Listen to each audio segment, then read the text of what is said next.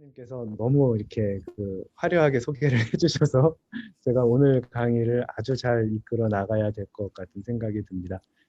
그, 지금 박사님, 제가 실제로 뵌 거는 올해 여름이었는데, 그 전부터, 뭐, 페이스북이랑 또 다른 이제, 통해서 좀 얘기도 몇 번 나누었고, 또 이제 저는 이제 못 뵈긴 했었는데, 저희 센터에도 오셔서 또 저희 제 사형이신 어머니님하고 또 얘기도 나누시고 이제 그러셨어요. 그리고 어머니님께서 예전에 세통사에서 또 도인법 주제로 강좌를 또 하기도 했었고, 그래서 뭐 저희 밝은 밑에 여건은 또 이 박사님하고 이렇게 그 인연이 좀 짙게 이렇게 유지가 되어 왔었던 것 같습니다.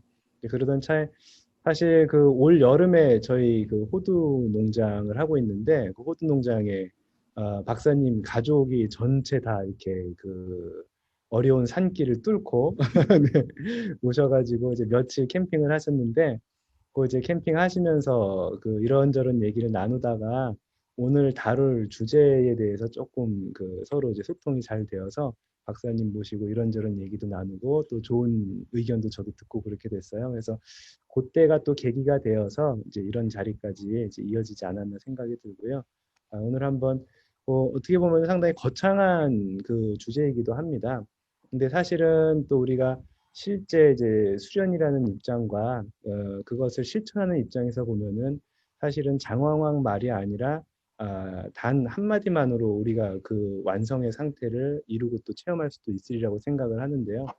어쨌든 제가 와서 뭔가 강의라고 하는 형태가 갖춰지려면 또 이제 그 옛사람들의 말을 빌어서 또 멋진 말씀들 그리고 실제 강의라고 하는 것들은 한마디로 요약될 수 있는 그 실존, 그 실체를 이끌어 나갈 수 있게끔 그 길로 갈 수 있게끔 또 잘 활용하고 이제 수행할 수 있게끔 해주는 또 좋은 수단인 것 같아요. 그래서 그런 입장에서 우리가 이미 잘 알고 있는 내용일 수도 있겠고 이미 실천하고 계시는 그런 또 사항일 수도 있겠지만 한번 옛부터 동북아시아 사상 체계와 수행론이라고 하는 그런 입장에서 인간 완성의 길이라는 주제를 가지고 한번 강의를 해보도록 할게요. 저는 그 태극권을 시작한 거는 97년도부터 그 고등학교 때인데 제 사부님이신 이제 박종구 이제 사부님 모시고 시작을 했어요. 그 전에는 저희 아버지가 이제 이런 수행 쪽과 그 무술 쪽에 관심이 많으셔서 이렇게 택견도 좀 수련을 학생 동안에는 지속적으로 했었고 그리고 그 아버지가 이제 수행에 대한 어떤 좀 체험이 있으셔서 조각가신데요. 이제 그 체선이라고 하는 거를 이제 몇 분의 그 이제 수행을 같이 하시는 분들하고 만들어서 공유를 많이 하셨었습니다. 그래서 이제 몸을 움직임을 통해서 이제 자기 안에 있는 여러 가지 부정적인 것들을 정리하고 이제 일종의 움직임 명상인데 이제 그런 수련을 쭉 해오다가 이제 고등학교 때 사부님 뵙고 태극권 쪽으로만 쭉 이제 오게 되었습니다. 그래서 지금 이제 그 흐름이 오늘까지 지금 이어지고 있는 것 같고 제가 이제 수련하고 이제 체험하고 또 이제 사부님께 배워오면서 나름 우리가 진짜 행복하고 조화롭게 살기 위한 그런 옛사람들의 어떤 비전이라고 하는 이제 그런 내용들을 한번 같이 나눠보는 시간을 갖도록 하겠습니다. 자, 이제 좀 그 자료를 띄워놓고 강의의 흐름 따라서 한번 들어가 보도록 할게요.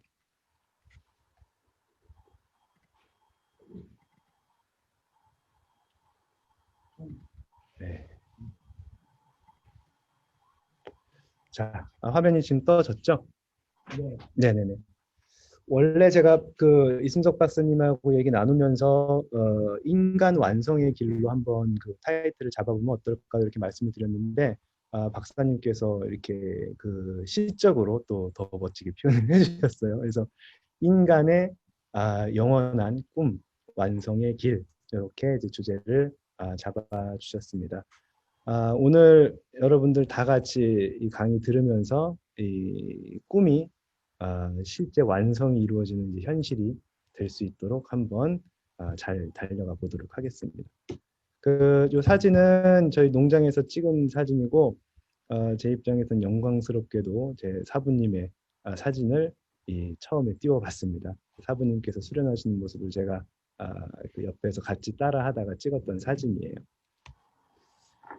자, 오늘 사실은 이 주제를 가지고 다양한 측면에서 얘기를 해볼 수가 있습니다. 근데 이제 저는 제가 이끌어 나가고자 하는 입장에서 조금 소개를 드릴까 해요. 왜냐면은 뭐 여러 가지 말을 할 수 있을 텐데 중정론이라고 할 수도 있을 테고요. 그 다음에 인간 완성이라고 하는 것이 자아 실현이라고 할 수도 있을 테고, 또 이제 신과 사람의 합일이라고 할 수도 있을 테고요. 여러 가지 용어들을 가지고 이제 고대부터 많은 선현들이 또 지식인들이 얘기했던 사항들인데, 학술적인 접근보다는 오늘은 저는 이 수행자적인 입장에서 그것을 구체적으로 어떻게 실천하고 내가 실제 그것을 연습해 나가는 그런 사람으로서 이렇게 다루어 볼 것이냐, 그런 입장에서 조금 다뤄보고자 합니다. 그래서 그 억구에 많이 매이기보다는 내용 중심으로 실천자의 입장으로 조금 접근을 해볼게요.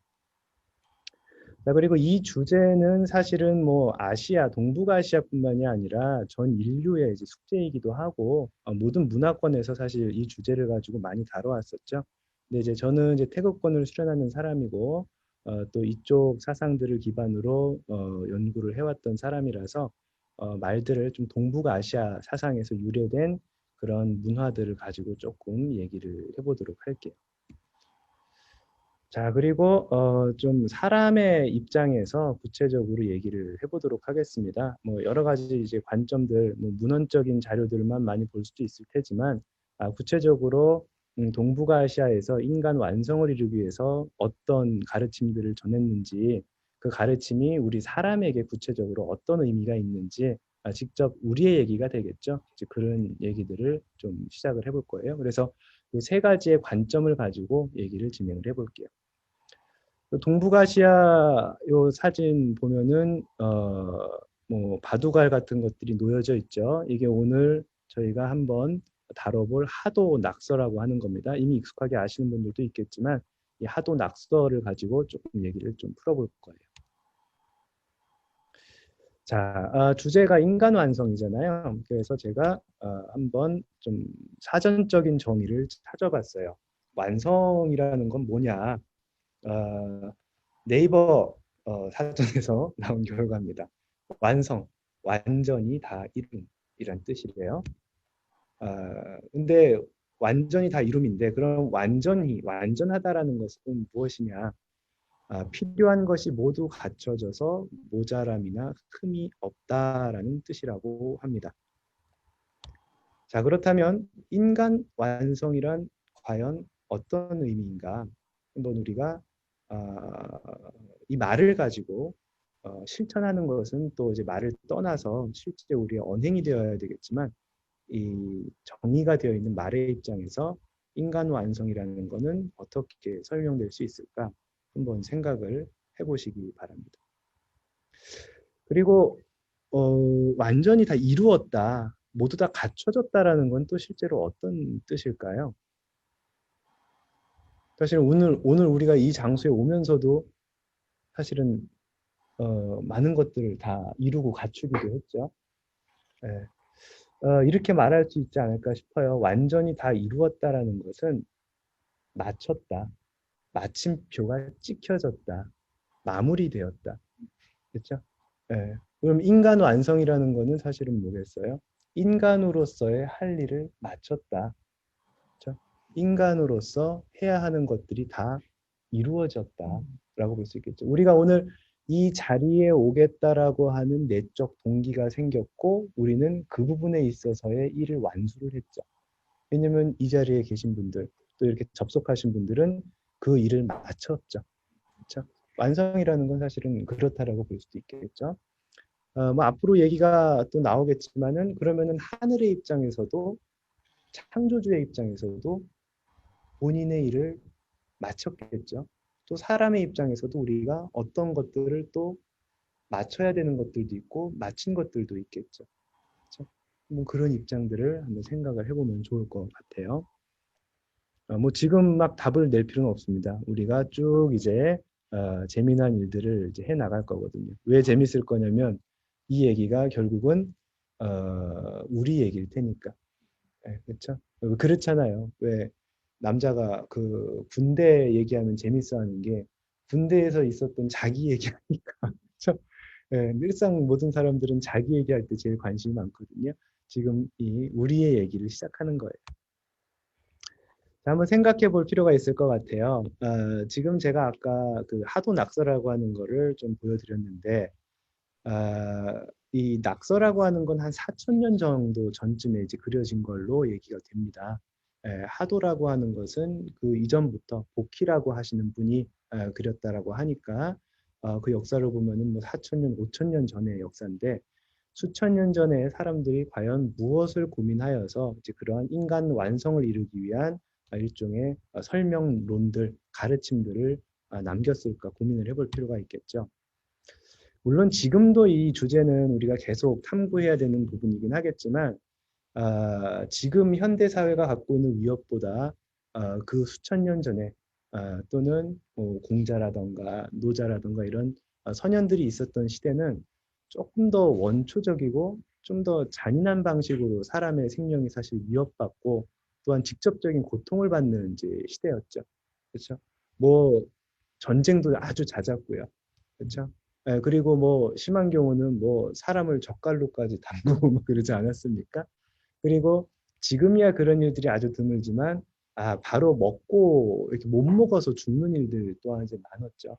옛 사람들이 아마도 이렇게 삶을 살아가면서 사람들이 가깝게 아주 가까운 곳에서부터 위협을 당하고 죽임을 당하고 또는 불행해지게 되는 모습들을 이제 많이 봐왔으리라는 생각이 듭니다. 이제 그러다 보면서 이런 문제들을 아마 고민을 하지 않았을까 생각이 들어요. 그렇다면 어떻게 사람은 피흉치기를 할 것이냐?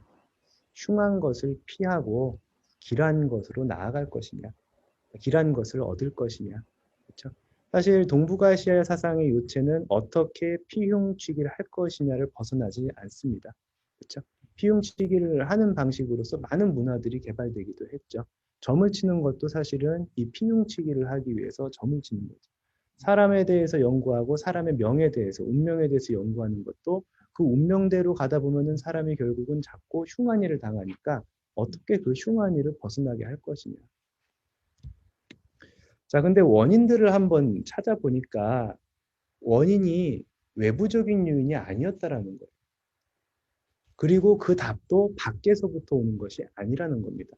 누가 가져다 줄 수 있는 게 아니라는 거예요. 무슨 얘기예요? 원인과 답이 모두 다 사람에게 있더라. 조금 더 구체적으로 얘기하면 불행의 원인도 나고 불행을 극복해서 행복을 얻고 완성을 이루는 것도 다 내 몫이라는 거죠. 그렇죠? 자, 이런 내용들을 가지고 옛사람들이 연구를 시작했습니다. 자, 그 결과 나를 포함하지 않으면 의미가 없죠. 나를 포함하여서 사람 간에 화합할 수 있는 방법론들을 쭉 제시를 해요. 수천 년의 어떤 그 오랜 그 시간 동안에 다양한 용어로 그리고 다양한 접근으로서 이런 방법론들이 개발이 되고 그 방법론들이 또 말로 정리되게 됩니다. 그런 것들을 좀 미리 살펴보면은 중정이라는 말도 그렇고요. 도덕경을 또 조금 그 노자의 말씀들을 제가 인용을 하겠지만 도덕 또한 그와 같고 맹자께서 말씀하신 사기종인이라는 말도 그와 같고 노자가 강조하고 있는 무위자연, 무위자연을 이루는 삶이라고 하는 것들도 그 범주를 벗어나지 않습니다. 그리고 구체적으로 이제 수행론적 관점에서 환골탈태를 이룬다라고 하는 것도 또한 그 범주를 벗어나지 않죠. 우리가 어떻게 불행을 극복하고 나를 불행하게 하는 내 요소들을 극복하고 행복을 찾을 것이냐, 조화를 얻을 것이냐, 인간으로서의 마침표를 찍을 것이냐 이런 것들을 얘기를 하고 있죠. 자, 그리고 좀 전에 위에서 설명드린 그런 용어들, 그런 가르침들을 기록상에서 이 동북아시아 사상 체계 속에서 찾을 수 있는 가장 그 최초의 것들이 하도 낙서라고 좀 생각을 해볼 수가 있습니다. 아까 말씀드렸지만 대략적으로 뭐 5천 년 이상의 전으로 거슬러 올라가서 이 하도 낙서의 시원을 이제 보게 되는데요. 사실은 그 옛사람들이 전해주고자 했던 언어로 쓰기 전에 몇 가지 부호들이 있어요. 하나는 뭐냐면 숫자로 가르침을 전하는 방식입니다.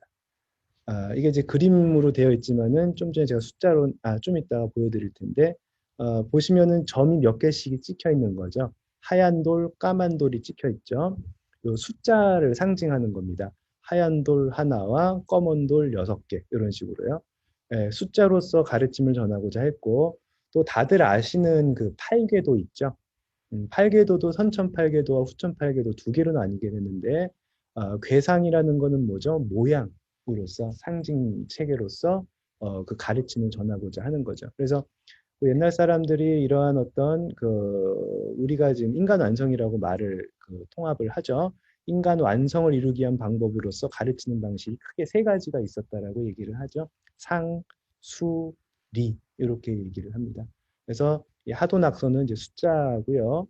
궤상을 그리는 것이 이제 상일 테이고, 그러한 것들을 이러한 말로 지금 제가 하는 것처럼 말로써 전하는 것들, 맹자, 공자, 노자 이런 분들이 장자 이런 분들이 전했던 그 말의 방식들을 리라고 할 수 있을 것입니다.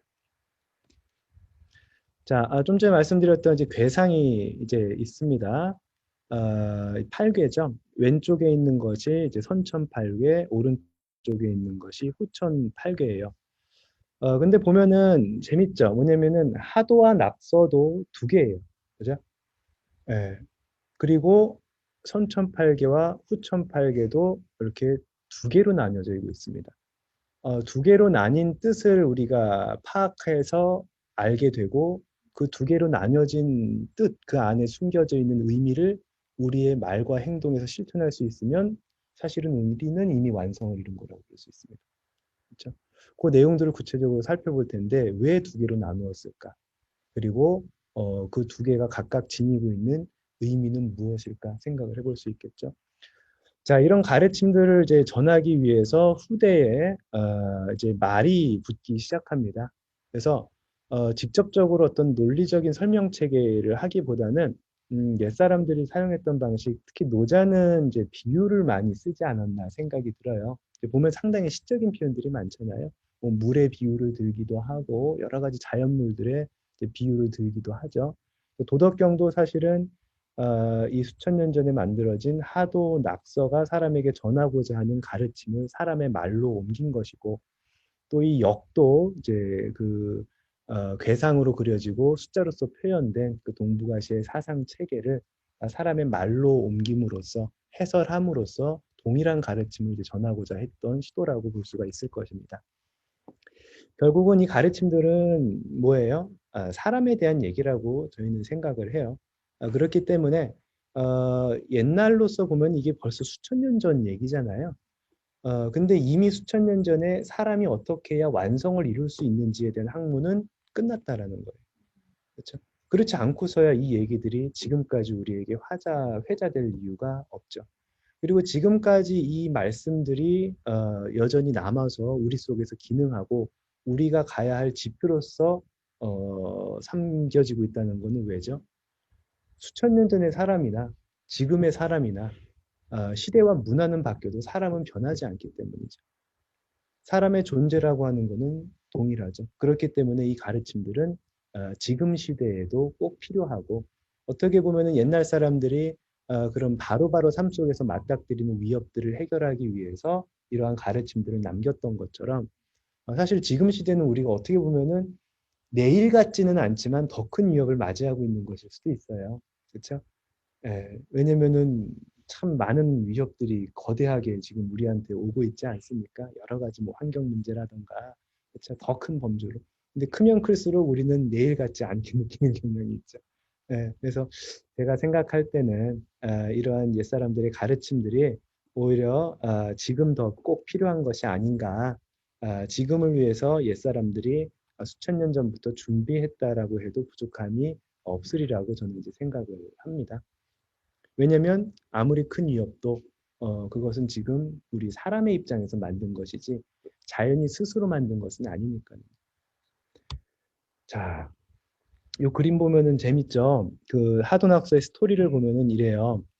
하도는 복희 씨, 주역을 저기 그 괴를 그리신 분이죠. 보키시가 황하에서 나타난 용마의 등에 새겨진 무늬를 따라서 하도를 만들었다고 합니다. 아, 이 보면은 재밌는 게 어, 용마가 내려왔대요. 황하강 있는 데서 하늘에서 쭉 날아가지고 내려온 거예요. 아, 일종의 상징 체계라고도 볼 수 있을 텐데 낙서도 보고 한번 말씀드릴게요. 낙서는 하나라의 우왕이 낙수에서 낙수가 어디냐면은 그 황하강의 지류라고 얘기를 합니다. 낙수에서 나온 신묘한 거북이의 등껍질에 새겨진 무늬를 따라서 이제 만들었다고 하죠.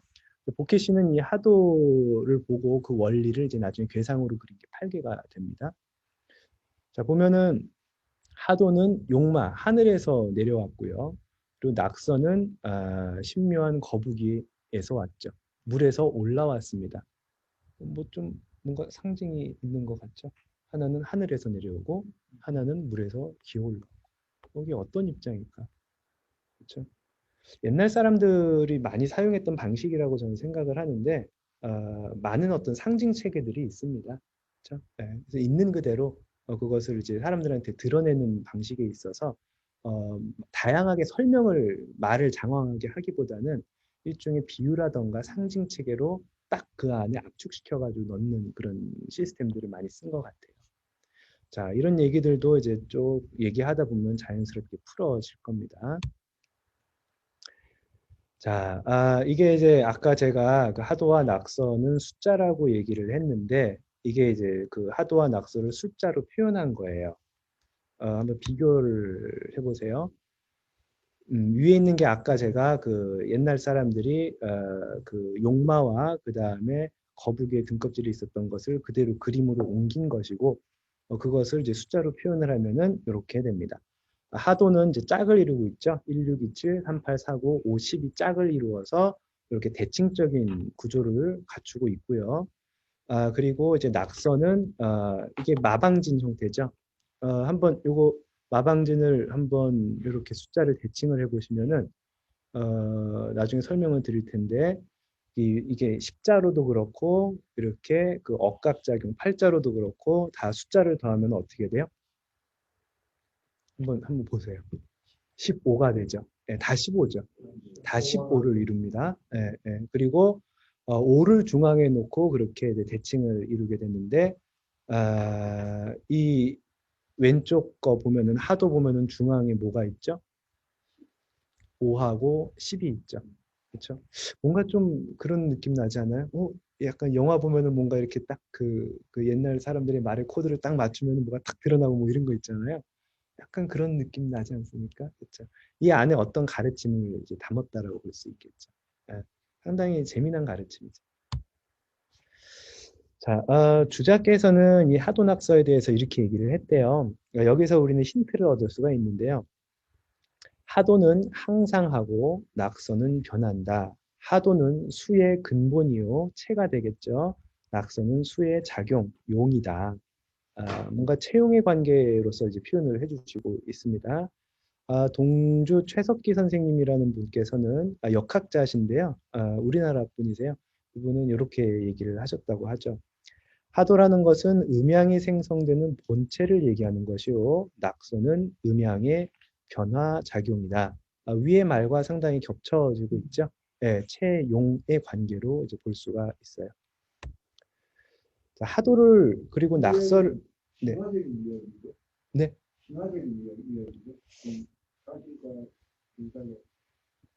그 하도 낙서.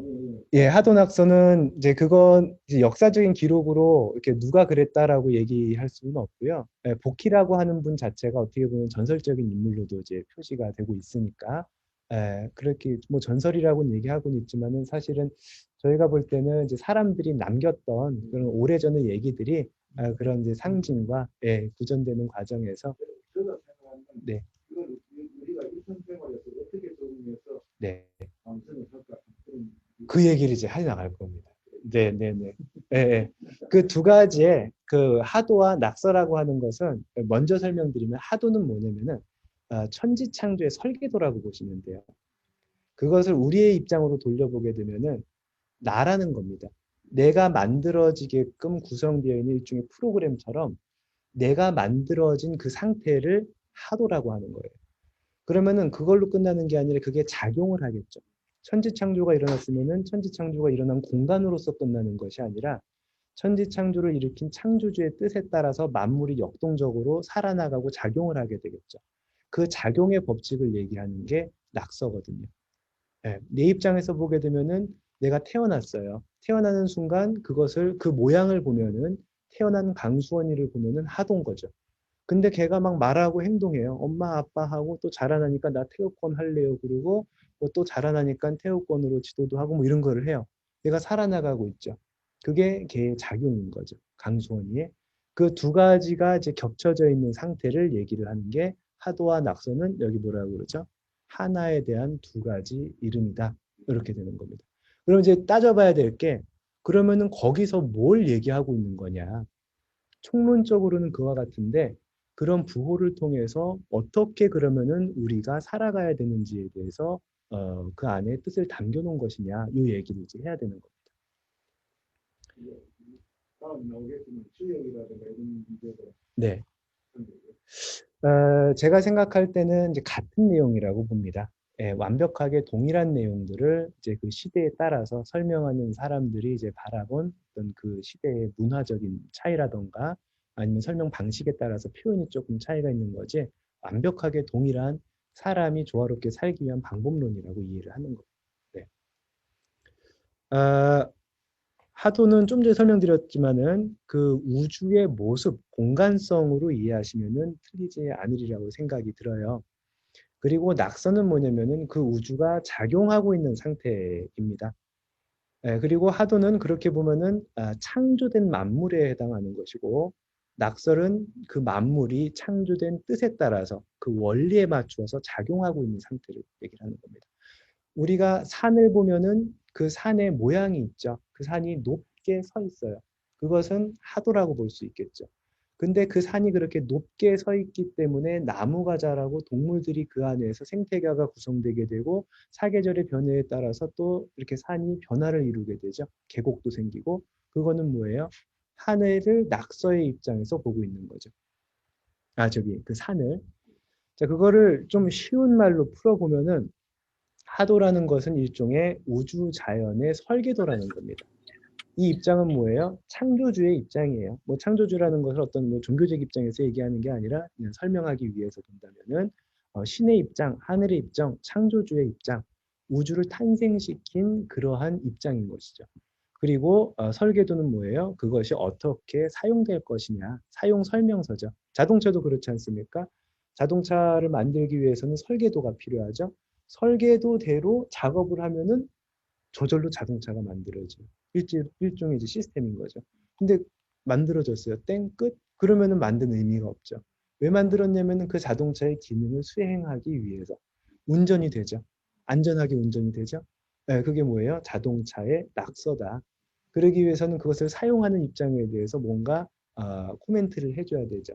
핸들을 잡으면 이렇게 돼요. 뭐 어떤 뭐 브레이크를 잡으면 이렇게 돼요. 이게 이제 사용 설명서인 거죠. 창조물의 입장이죠. 작용되는 입장인 것이니까요. 네. 어떻게 보면 이것을 이제 우주, 자연 또는 하나에 대한 두 가지 입장이라고 보는 거고요. 우리가 찾아야 되는 것은 미리 말씀드리면 이 두 가지의 입장에서 다 나를 볼 수 있어야 된다는 겁니다. 우리는 살아가면서 반쪽을 사실은 잃어버려요.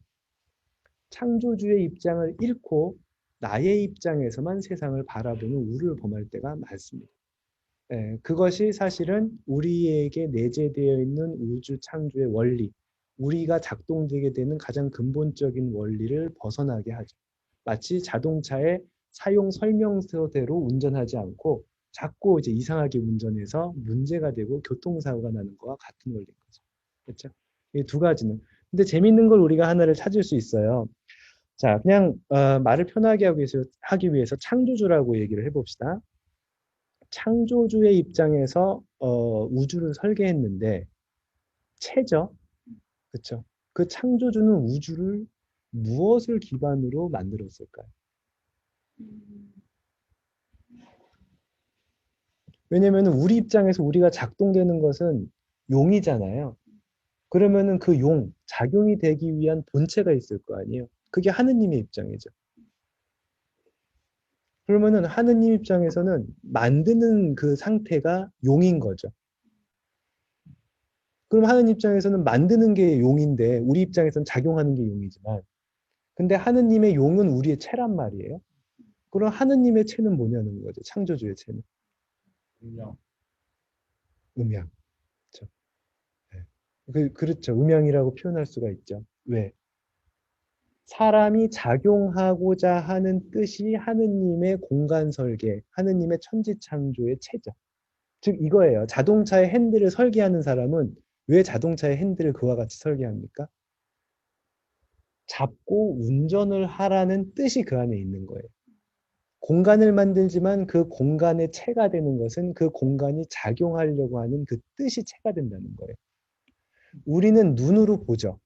눈이라고 하는 공간을 우리 입장에서는 써가지고 본단 말이에요. 근데 하느님은 눈을 만들었죠. 눈을 만들 때 뭐를 기반으로 눈을 만들었겠어요? 눈을 만들면서 자 강수원아 너는 이것을 통해서 보아라 라고 하면서 만들었겠죠. 이게 재밌는 관계죠. 그래서 우리의 체는 하느님의 용이지만 우리의 용은 하느님의 체가 된다는 겁니다. 이게 맞물려 돌아가고 있죠. 그렇죠? 이 따라오신 거죠? 네. 네네네. 아, 재밌는 관계 아닙니까? 아, 우리는 이거를 거슬 수가 없어요. 그렇죠? 네. 네, 박사님. 내가 생각하는 생태계라고 돌아오니까 네네네. 그걸 교란한 문제가 생기거든요. 예, 예. 그러니까 말하자면 우리가 배는 많이 하면 쥐가 설치고 네네. 쥐가 많이 설치면 폭식이 없어지고 네네네. 옛날에 우리가 집에 살 때 구렁이 눈구렁이 있었다. 그러니까 쥐를 잡아먹기 위해서 네네네.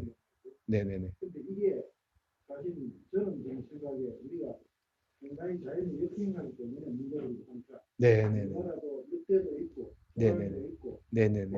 좀 있어요. 예, 예, 예, 예, 예. 멧돼지가 툭 터지면 네. 멧돼지를 잡은 그 생태계 안 보입니다. 네네네.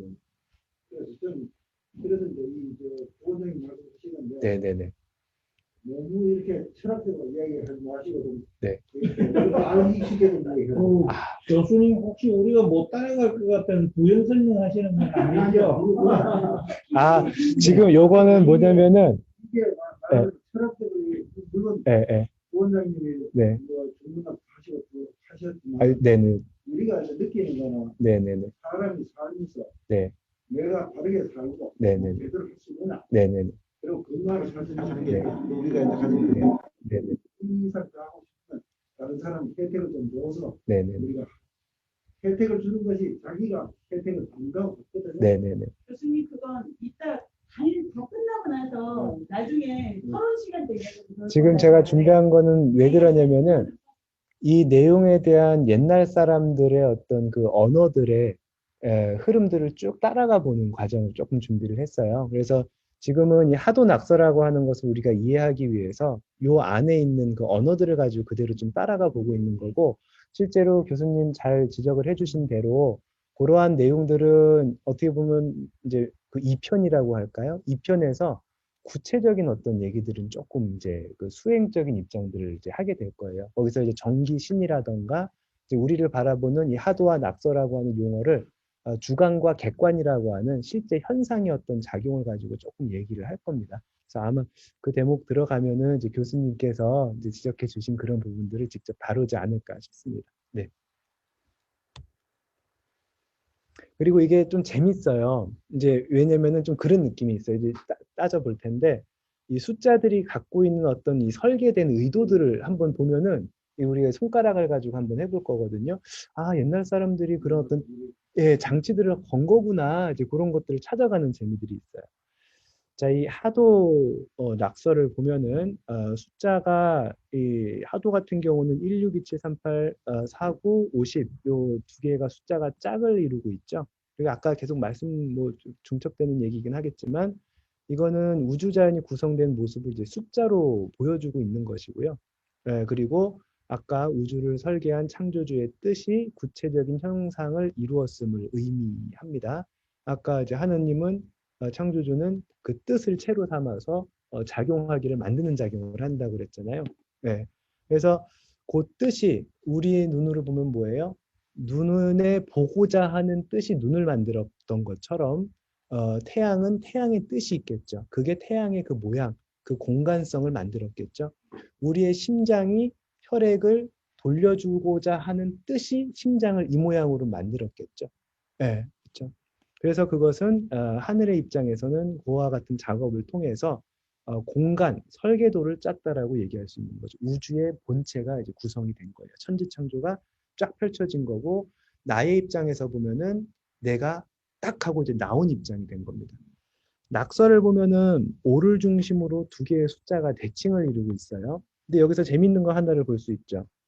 하도 낙서를 보면은 숫자를 가지고서는 인간의 시작과 인간의 완성까지 사실은 표현한 거라고 볼 수 있는데 하도에는 중간에 5와 10, 즉 1부터 10까지의 10개의 숫자가 다 있어요. 근데 낙서를 보면은 10이 어디 있죠? 10이 없죠. 없죠. 없을까요? 자, 어쨌든 보죠. 낙서는 뭐냐면은 이 구조를 보면 5를 중심으로 두 개의 숫자가 대칭을 이루고 있고 그리고 우주가 창조주의 뜻에 따라 작용하는 원리를 보여주거든요. 즉 어떻게 만물이 작동해야 조화로운 것이다. 하도에 들어맞게 되는 것이다. 요거를 나타내고 있어요. 즉 생명의 작용이죠. 1월로 본다면은 1월이 갖춰진 것이 아니라 1월이 교차되어서 매일매일이 돌고 사계절이 운용되는 것과 같은 거고 예를 들면 호랑이가 탄생됐으면 호랑이 박제되어 있는 게 아니라 호랑이가 살아가면서 아기도 낳고 새끼도 낳고 그 다음에 사냥도 하고 뭐 이렇게 되는 것이죠. 생태계가 돌아가는 거죠. 이거는 작용, 시간이라고 볼 수 있겠죠. 사용되는 입장이에요. 10이 없는 게 아니라 아까 우리 그거 보았지만 5라고 하는 거는 뭐냐면은 1, 2, 3, 4, 5 이렇게 오면은 맞춰지게 되거든요. 더 이상 내려올 것이 없죠. 이것은 공간이 구성된 것을 의미를 해요. 네, 그래서 여기서는 하늘의 일이 맞춰졌다라고 얘기를 하는 거예요. 그러면 뭐가 시작돼요? 6, 7, 8, 9, 10 다시 펴지면서 10으로서 끝나지게 됐죠. 이거는 뭐예요? 사람의 일이 시작됐다라는 거예요. 어디서 맞춰요?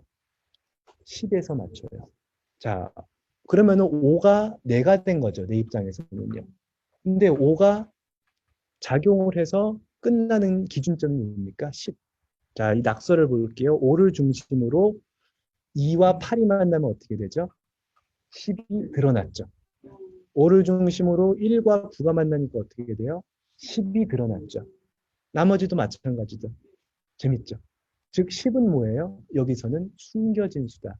즉 사람이 어떤 선택을 하느냐에 따라서 10을 이루기도 하지만 잘못된 선택을 하게 되면은 10이 이루어지지 못한다. 10을 이루어진 상태를 행복이라고 할 수 있고 10이 이루어지지 않은 상태를 불행이라고 얘기할 수도 있겠죠. 10이 이루어진 상태를 취길하였다, 길하였다라고 얘기할 테고 그렇지 않은 것을 흉한 것을 얻게 되었다라고 얘기할 수도 있겠죠. 즉 여기서 낙서에서 가르치는 건 뭐냐면은 그거는 너한테 달려 있어. 이라고 하는 환경을 만나면은 팔을 해야 한단다. 근데 팔을 했다고 해서 팔을 고집하지 마. 왜? 구를 만나면 그때는 다시 1로서 변해야 할 것이야.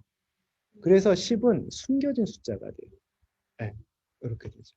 그래서 5의 주체로서의 5가 10은 신의 숫자거든요. 하늘로 되돌아간 숫자니까 10을 만나서 15가 됐죠. 하도의 중앙으로 들어갔죠. 이게 뭐예요? 신인합일하였다. 사람이 자기의 행위를 통하여서 신과 합일하였다. 그래서 우리가 얘기할 거는 그거예요. 어떻게 그러면은 우리에겐 이미 완벽함이 주어졌어요. 사실은 신의 창조물인데요. 근데 그것을 사람의 입장에서는 어떻게 말하고 행동하느냐에 따라서 그게 완성이 될 수도 있지만 아닐 수도 있다는 거예요. 안 그러면 우리가 자유의지를 가지고 살아갈 의미가 없죠. 결국은 선택의 문제거든요. 어떤 선택을 할 것이냐. 그것에 대한 총론적인 것을 이 숫자의 구조로서 가르쳐주고 있는 겁니다. 세세하게 어떻게 말하고 행동하라라고 하지는 않았어요. 그러나 여기서 큰 뜻은 뭐예요? 상황에 적절한 합일의 말과 행동을 하지 않으면 신의 뜻을 이룰 수 없다. 우리에게 내재된 신성을 회복할 수 없다라는 것이죠. 네. 이게 참 재미난 구조죠. 네. 자, 그래서 결국은 이렇게 되는 거예요. 그렇죠? 예, 예. 오를 중심으로 대칭된다는 거는 뭐예요? 주관과 객관의 결합인데요. 좀 이따 우리가 주관과 객관의 얘기를 한참 할 텐데, 객관이라는 거는 뭐예요? 나에게 주어지는 환경. 주관이라는 거는 뭡니까? 그 환경에 대응하는 나의 언행, 나의 방식. 그렇죠? 그 두 가지가 결합돼야 되는 거죠. 예, 그렇죠? 내가 배고프면 어떻게 해야 됩니까? 밥을 먹어야죠. 내가 졸려오면 잠을 자야 되는 거죠. 밥을 꼭 먹어야 돼. 다른 걸 먹으면 딴 거 드셔도 됩니다. 햄버거 드셔도 됩니다. 피자를 드셔도 됩니다. 그러나 가능하면 건강한 걸로 우리 몸의 정의 입장, 그러니까 내 몸이 유지되기 위해서 필요한 그런 건강한 것들을 먹는 것이 좋겠죠. 예. 그러면 배가 고파지는 건 5고 먹고 배가 불러지는 거는 10이고. 배가 고파지는 환경을 요 숫자로서 그냥 나타내 본다면은 2라고 표상을 우리가 해본다면은 먹는 행위가 8이 되는 거죠. 그리고 그 주체는 중간에 있는 5, 내가 하는 거예요. 근데 우리는 재미나게도 안 먹을 수도 있거든요. 뭐 안 먹을 수도 있죠. 그렇죠? 근데 계속 안 먹게 되면 어떻게 되죠? 결국은 죽게 되겠죠. 그렇죠? 네, 목마르서 물을 마시는 게 우리에게 이로운 것인데 생명이 유지되기 위한 기본적인 방법인데 물을 안 먹어요. 한두 번 안 먹을 수는 있죠. 그러나 계속 안 먹게 되면 어떻게 되죠? 결국은 죽죠. 숨을 쉬게끔 우리는 구성되어 있어 숨을 쉬지만 숨을 참는 것도 우리의 방법이에요. 그렇죠? 뭐 선택할 수도 있죠. 근데 숨을 계속 안 쉬면 어떻게 되죠? 결국은 죽게 되죠. 자, 이거는 우리의 생명이 일정 기간 동안 주어진 명대로 유지되기 위해서 필수적으로 하는 요소들인데 이 원리가 그대로 어디에도 적용된다는 겁니까? 우리의 일상의 삶도. 즉 객관화된 내 모습이라는 요것도 있지만 우주의 객관은 어떻게 다가오냐면은 저 멀리 있는 추상적인 것이 아니라 우리에게는 매우 구체적인 어떤 현실의 상황으로서 오게 돼요. 사실 생각을 해보세요. 내가 오늘 선규님을 만났어요. 그쵸? 예, 여기 이 장소까지 왔잖아요. 저 강의한다고. 예, 제 제자입니다. 이렇게 훌륭하신 분이. 자, 이분을 내가 오늘 만나서 이분이라고 하는 환경과 내가 이분을 맞이하고 함께 이 시간을 보내고 있다는 나의 주관적인 경험이 결합이 되었는데 그냥 우리는 이것만 보지만 이분이 이 자리에 있기까지 역사를 거슬러 올라가 보면 도대체 어디까지 거슬러 올라가야 될까요? 재미난 이벤트 아니에요? 정말 재미나지 않습니까? 그럼요. 예. 아니 부모님이 없었으면 부모님이 없었으면 어디까지 거슬러 올라갈까요? 그렇죠. 한번 생각해 볼 문제예요. 우리가 이 순간에 우리에게 일어난 그 상황의 연원을 한번 쫓아가 보면은 그 마지막 지점에 뭐가 있죠? 사실은 태초의 우주가 있죠. 정말 신비한 일 아닙니까? 그 중간에 단 한 번이라도 딱 기스가 나거나 뭔가 차단이 되었다면 잠깐이라도 만날 일이 없었겠죠. 이게 우리가 살아가고 있는 이 우주의 역동성이고 뭐라고 표현할 수는 없지만은 촘촘하게 구성되어서 맞물려져 돌아가고 있는. 그래서 이런 작은 우리에게 일어나는 일들이 사실은 뭐라는 거죠? 우주가 우리에게 보내주고 있는 객관적인 환경이라는 겁니다. 이게 이건 대리 중에 하나인데 우리가 주여운이 사주를 좀 잠깐만 저기 온라인에도 여러 사람이 있어서 요즘 말씀하시는 거 온라인에 있는 분들 전혀 던지고 못합니다. 예. 나중에 네네 네네. 네네 네 일단 쭉 나가보도록 하겠습니다. 자, 하도한 학설을 보면은 그래서 여기서 전해주는 가르침은 이런 거예요. 하도와 낙서는 분리될 수 없는 하나이고 하도를 알았다면은 낙서를 알았다면 하도를 알았다고 할 수밖에 없는 것입니다. 만약 이 두 개를 분리해서 본다면 하도와 낙서가 가리키고자 하는 그 가르침을 체험하지는 못한 것이죠. 자, 이렇게 짠 하고 이렇게 된 게 작용하고 있는 중정에 맞게라는 것은 상황에 적절한 언행으로 살아가고 있는 우리의 모습을 숫자로 표현하면 이렇게 된다는 거예요. 예. 자, 이것을 이해하기 위한 이제 재미난 옛사람들의 가르침이 있어요. 우리 옛말에 그런 말 있죠. 천하가 이 손 안에 있소이다. 하늘의 작용 원리가 이 손 안에 실제로 숫자로 있는 거예요. 그 1부터 10까지 한번 세보세요. 그냥 손가락 한번 움직여서. 그렇죠. 한국 사람들은 다 이렇게 세요. 예, 그 중국은 또 중국식에 이게 뭐 이렇게 있거든요. 또 다른 나라마다. 근데 우리 한국 사람들한테 1부터 10까지 세보세요. 그럼 하나, 둘, 셋, 넷, 다섯, 여섯, 일곱, 여덟, 아홉, 열 이렇게 한 손으로 다 해요. 재밌죠? 자, 손가락 모양이 있는데 이렇습니다. 자, 이게 뭐예요? 공수예요, 공수. 비었다라는 거예요. 네. 네네. 다 비었죠? 하나가 내려와요. 이게 뭡니까? 천지창조가 시작되었다라는 거예요. 네. 그래서 둘, 셋, 넷, 다섯. 어떻게 됐죠? 더 이상 내려갈 데가 없죠. 이걸 뭐라고 그래요? 하느님이 완성을 이루었다. 왜? 다 맞췄으니까. 그렇죠? 위에서부터 하느님의 입장에서는 이런 거잖아요. 쫙 주는 거 아닙니까? 이렇게 마치 이렇게 공간적으로 본다면은 저 높은 곳에 있는 하느님이 이 땅으로, 이 낮은 곳으로 자기의 뜻을 딱 준 거잖아요. 그래서 내려오죠. 하늘에서 내려와서 다 내려왔더니 더 내려갈 데가 없다. 그렇죠? 이게 하느님의 끝이다. 하느님의 일을 마쳤다. 자, 그러니까 어떻게 돼요? 만물이 작동하죠. 그리고 이 오를 대변하는 존재는 사람이죠. 네. 왜냐면은 이 하느님의 뜻을 인지하여서 그 하느님의 뜻에 맞춰서 살아갈 수 있는 그런 능력을 지닌 존재. 모든 존재가 하느님의 뜻대로 살아가지만은 하느님의 뜻이 그렇다라는 것을 알아서 상황에 따라서 극기복례하여 합의를 이룰 수 있는 존재는 사람밖에 없죠. 나머지는 다 프로그래밍 된 대로 그냥 생명이 흐를 뿐인 거죠. 사람은 거슬러 올라가서 다시 하늘의 뜻에 맞닿을 수 있죠. 그게 시작이 6이 되는 거예요. 말하고 행동하여서 어디로 가요? 다시 하늘로 되돌아가게 되죠. 이게 6, 7, 8, 9, 10이 됩니다. 사람의 일이죠. 그래서 이것을 순행한다라고 하고요. 이것을 역행한다라고 합니다. 이것은 분리된 것이 아니라 순행과 역행이 내 안에서 맞물러 돌아가야 되는 거죠. 그렇죠? 자, 근데 재밌죠? 하나. 이게 하나예요. 그리고 이게 6이죠. 그렇죠? 하늘에서의 하나와 그 다음에 사람에서의 시작이 6인 거잖아요. 아까 하도 보면은 뭐랑 뭐가 짝이었죠? 1과 6이 짝이었어요. 자, 하늘의 입장에서 하나, 둘이 내려왔죠. 그렇죠? 사람의 입장에서 하나, 둘이 올라갔죠. 7이 됐죠. 하도에서 보면 아까 2와 7이 짝이었죠. 3개가 내려왔고 3개가 올라갔죠. 3, 8이 짝이었고요. 4개가 내려왔고 4개가 올라갔죠. 4, 9가 짝이었죠. 그렇죠?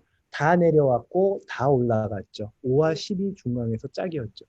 재밌죠? 이거는 바로 낙서를 이거는 사실 그 시대의 행위가 아니고 후기의 행위가 아닙니까? 언제부터 이게 전해져 내려왔는지 저는 사실은 모르겠어요. 이 숫자 세기가. 그러나 이걸 연구하면서 그 구조들을 보게 되면은 정확하게 맞아떨어지는 어떤 느낌들이 있는 거죠. 어떤 공통된 가르침 속에서 사람들한테 전하고자 하는 여러 가지의 이제 방식들로서 이 가르침을 전하는데 상당히 이게 딱 일리 있는 어떤 그런 그 합일점들 맞아떨어지는 게 있는 거죠. 또 하나 볼게요. 아까 우리가 5의 입장에서 낙서 1을 만나면 어떻게 해야 된다고 그랬죠? 10을 이루어야지 그 조화를 이루는 거니까 9를 이루어야 된다고 그랬죠. 보세요. 하늘의 입장에서 하나 내려온 게 1이었잖아요. 5 와서 사람이 9가 되니까 모양이 똑같죠. 자, 하나, 둘 내려왔어요. 그렇죠? 다 내려온 다음에 사람이 이렇게 되니까 8이 됐죠. 2하고 8이 모양이 똑같죠. 3하고 7이 또 모양이 똑같죠. 더하면 10이 되죠. 4하고 6이 또 모양이 똑같죠. 더하면 10이 되죠. 참 재밌죠. 약간 브레이크 하고 전 이제 공기를 좀 가져와야 돼요.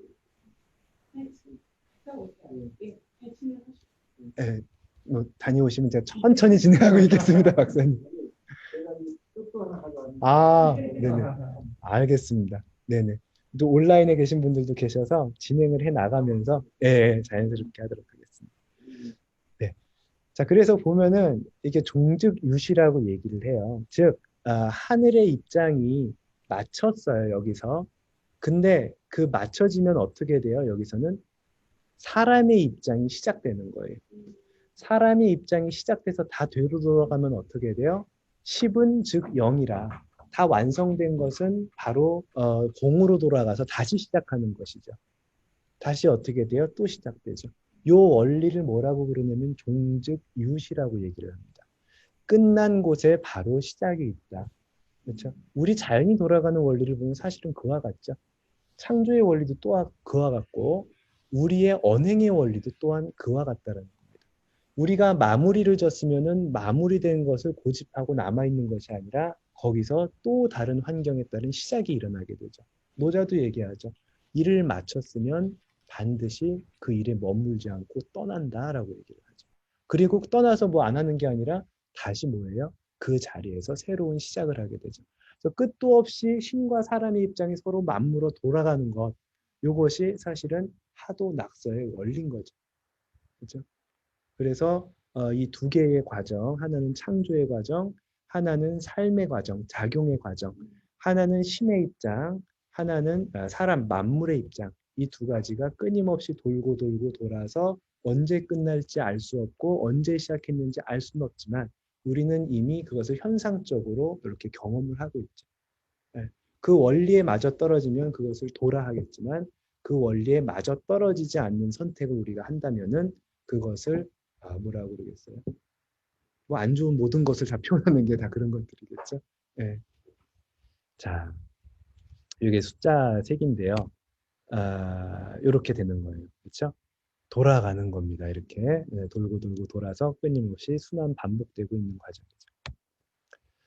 자, 그래서 하도낙서가 우리한테 가르쳐주는 어떤 그 내용들을 보게 되면은 피흉취기를 하는 것인데, 즉 흉한 것을 피하고 길한 것을 취한다라고 하는 것인데, 길하는 것을 취한다라는 것이 그냥 내가 좋아하는 것을 얻는 것이 아니라 사실은 뭐냐면은 우주 자연의 원리에 맞아 떨어지게 되는 것을 길하다라고 얘기를 하는 겁니다. 예. 그리고 흉하다라고 하는 것은 뭐 내가 내일 뭐 안 좋은 일이 있을 거라고 뭐 점쟁이가 얘기를 했어. 뭐 사주를 보니까 나는 이런 게 안 좋으니까 난 이것을 피해야 돼. 이런 것을 얘기를 하는 것이 아니라 물론 그런 것도 작게 보면은 당장 닥칠 수 있는 위협을 미리 알아서 대피하고 준비하는 것일 수도 있겠지만 수행의 입장, 본질적인 입장에서는 그 흉한 것을 일으키는 것이 원리에 멀어지게 하는 하도낙소와 멀어지게 하는 자기의 언행이기 때문에 그것들을 하지 않음으로써 자연과 합일됨으로써 흉한 것을 벗어나게 된다. 즉, 내 언행을 올바르게 다루는 것이 흉한 것을 피하고 길한 것을 취하게 된다는 것을 가르치는 겁니다. 하도의 낙서는 내 모습이거든요. 하도는 내 모습이요. 낙서는 나의 작용이니까. 그렇죠? 그것을 중정이라고도 표현을 합니다. 그리고 이 중정을 풀이를 하면 우리에게 주어지는 환경 그리고 상황에 대한 우리의 적절한 행위라고 할 수 있을 테고 이는 우주 만물이 창조된 원리이자 우주 만물이 또한 작동되어야만 하는 원리라고 볼 수 있겠죠. 자, 이 지금까지 쭉 계속 해왔던 말들을 조금 더 쉬운 말들로 표현을 해보면은 객관의 세계와 주관의 세계라고 얘기를 할 수가 있어요. 자, 한번 사진들을 좀 보시면은 자, 만약 한번 이렇게 해볼까요? 재미삼아서 객관의 세계와 주관의 세계라고 하는 이 두 개의 카테고리 안으로 이제 사진들을 배치를 해보면은 객관의 세계에는 어떤 사진들이 배치가 될까요?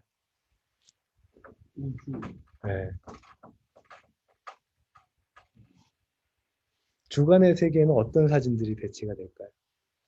감각이 느끼는 주관, 꽃, 저기에 숲을 객관은 우주, 네.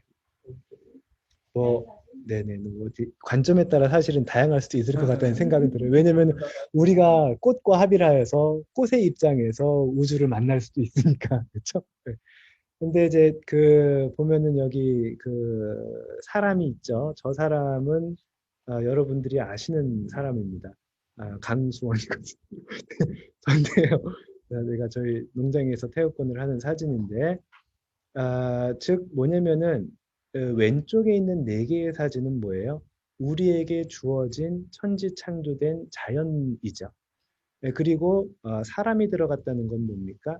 그것을 감각하고 그것에 따라서 감정이 일어나고 그것에 따라서 어떤 액션, 리액션을 하게 되는 사람인 거죠.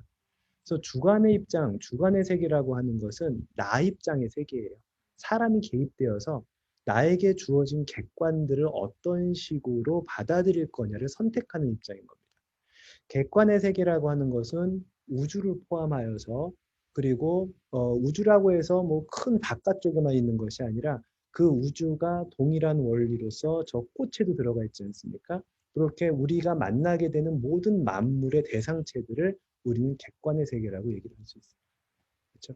넓게 보면 지구 밖으로 저 우주가 펼쳐져 있겠지만 우리는 그 동일한 원리를 봄에 피는 저 산꽃들에서도 보게 되는 거잖아요. 그럼 주관은 인간한테만 있는 거예요. 각자의 주관이 있겠죠. 아까 말씀드린 인간은 대로 당연히 주관이 있겠지만 네네네. 얘기면 동물들은 네네. 주관이 없는 동물들도 주관이 있겠죠. 왜냐하면 동물은 동물의 입장에서 또한 하늘을 만나고 또한 나무를 만나고 또한 자기 동료들을 만나겠죠. 아까 식물을 주관으로 보는 것이 그러면 꽃이 폈다라는 행위로 보는 찍은 것이 사람이 네네. 네네. 대상이 네네. 그렇죠. 제가 이 사진을 찍었다면은 그것은 이제 저의 주관이 주관이. 되겠죠. 그러면서 그 꽃을 찍는 어떤 저의 느낌들과 어떤 바람들과 그러니까 제 느낌들. 질문은 꽃이 피어나는 행위를 네네. 주관으로 보냐 객관으로 보냐 꽃의 입장에서. 꽃의 그렇죠. 입장에서. 예, 꽃이 만약에 실제로 우리가 되어서 꽃으로서 우리의 삶을 경험하고 있다면은 그 꽃이 피어지면서 일어나는 그런 감각들은 꽃의 주관이 되겠죠.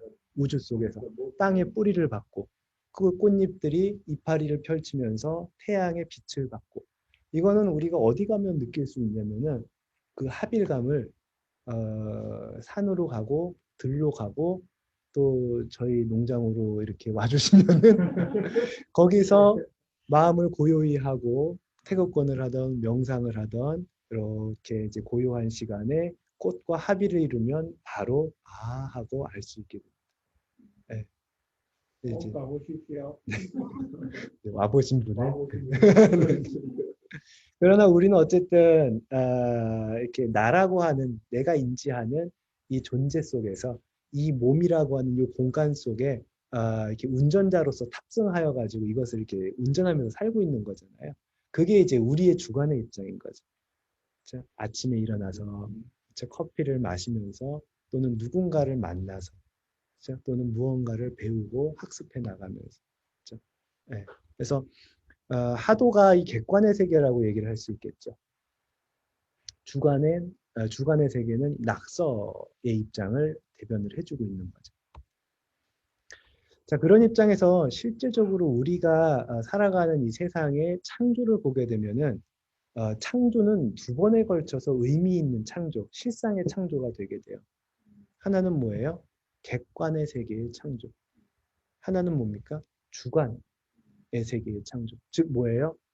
나를 포함한 우주 전체가 만들어진 것은 내가 살아가면서 나라고 인식하는 순간은 내 주관이지만 사실은 나는 내가 만들진 않았잖아요. 우주 자연이 나를 만들고 그 안에 내가 탑승하여서 나를 경험하고 있는 거죠. 이렇게 하나는 뭐예요?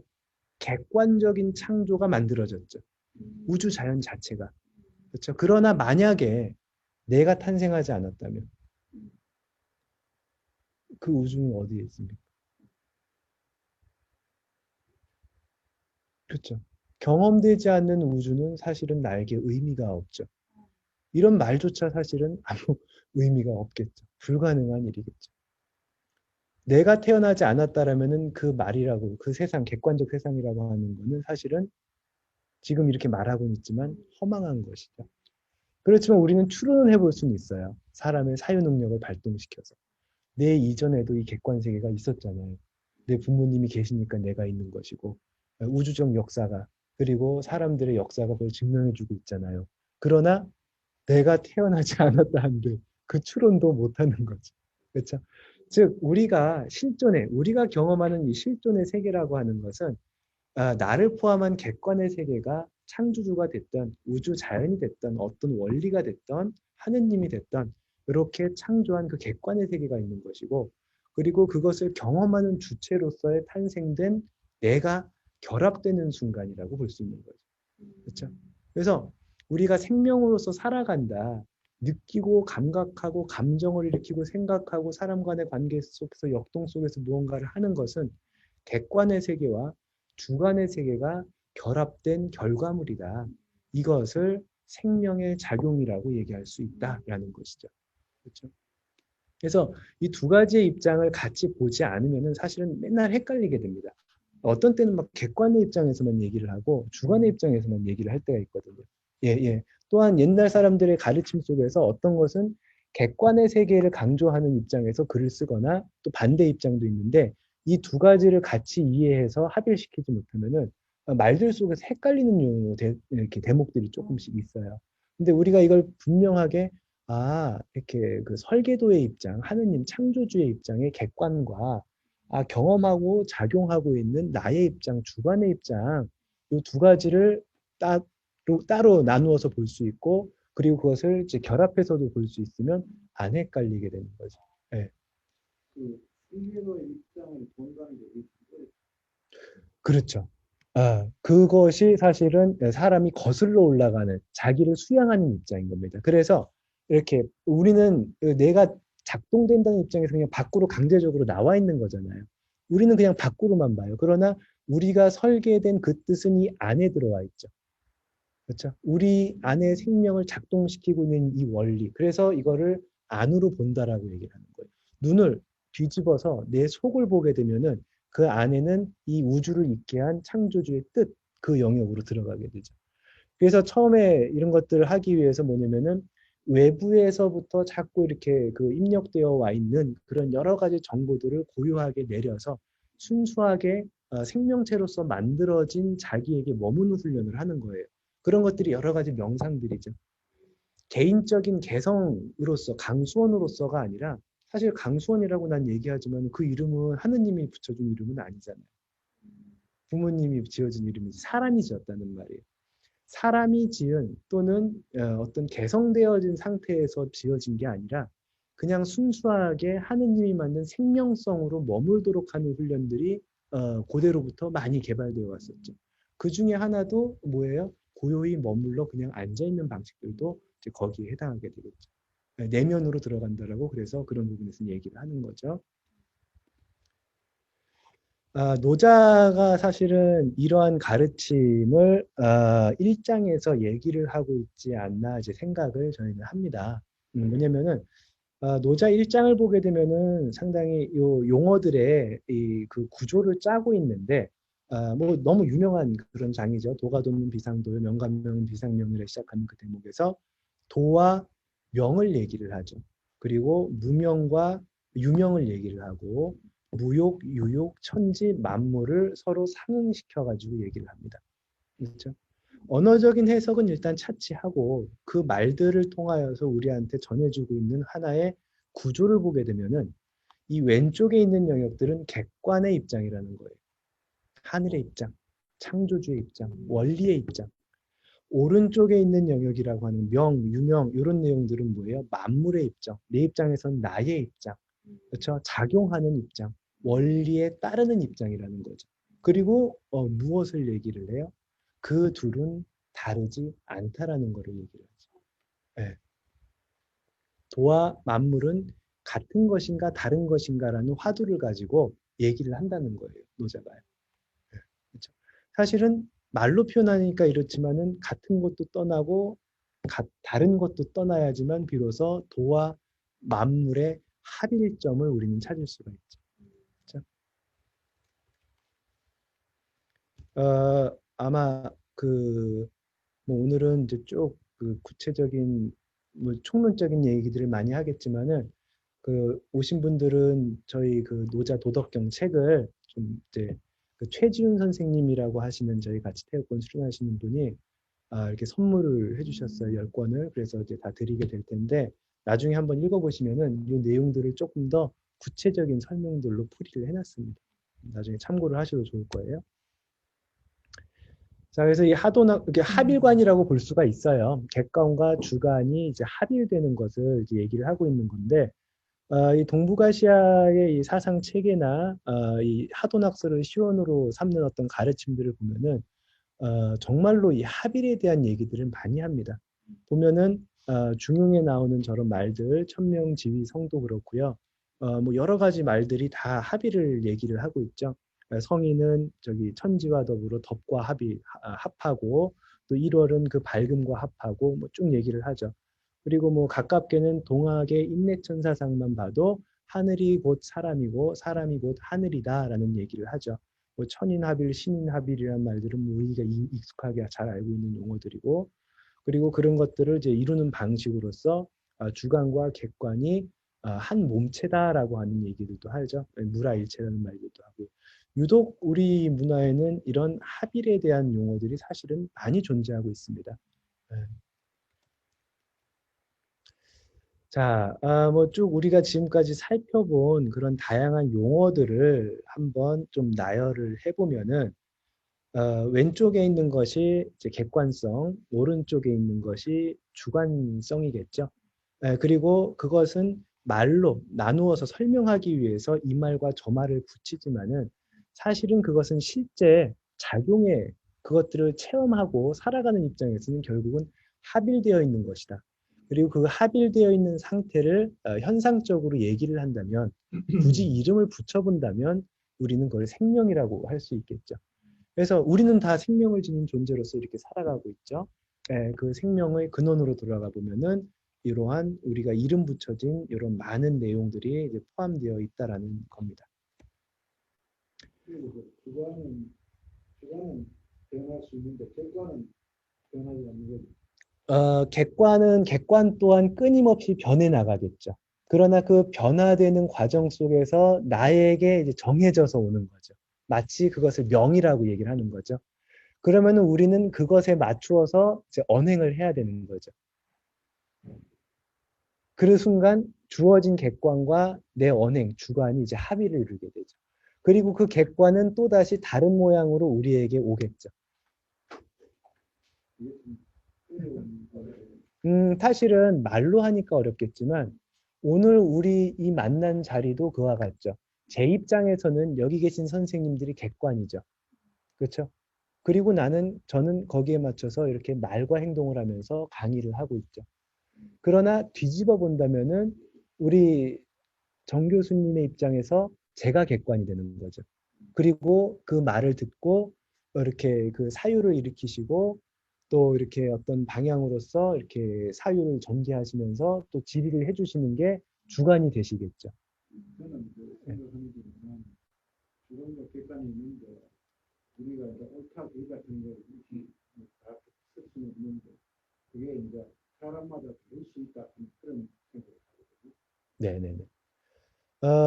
사람마다 다를 수 있겠죠. 뭐만 있냐면은 우주적 차원에서는 사람이 옳고 그르다라고 하는 것은 의미가 없고요. 상황에 적절하느냐, 적절하지 않느냐만 얘기를 하게 됩니다. 예, 마치 배고플 때는 밥을 먹는 게 적절한 것처럼 옳다 그르다 아니면 이것은 좋은 것이다, 나쁜 것이다라고 하는 것은 사람이 정한 것이고 또한 내 입장에서 그런 것이죠. 그러나 내가 어느 순간에 좋았다라고 느꼈던 것도 상황이 바뀌면은 사실은 그것 때문에 죽을 수도 있는 거죠. 그 뭐 좀 다른 얘기기는 한데요.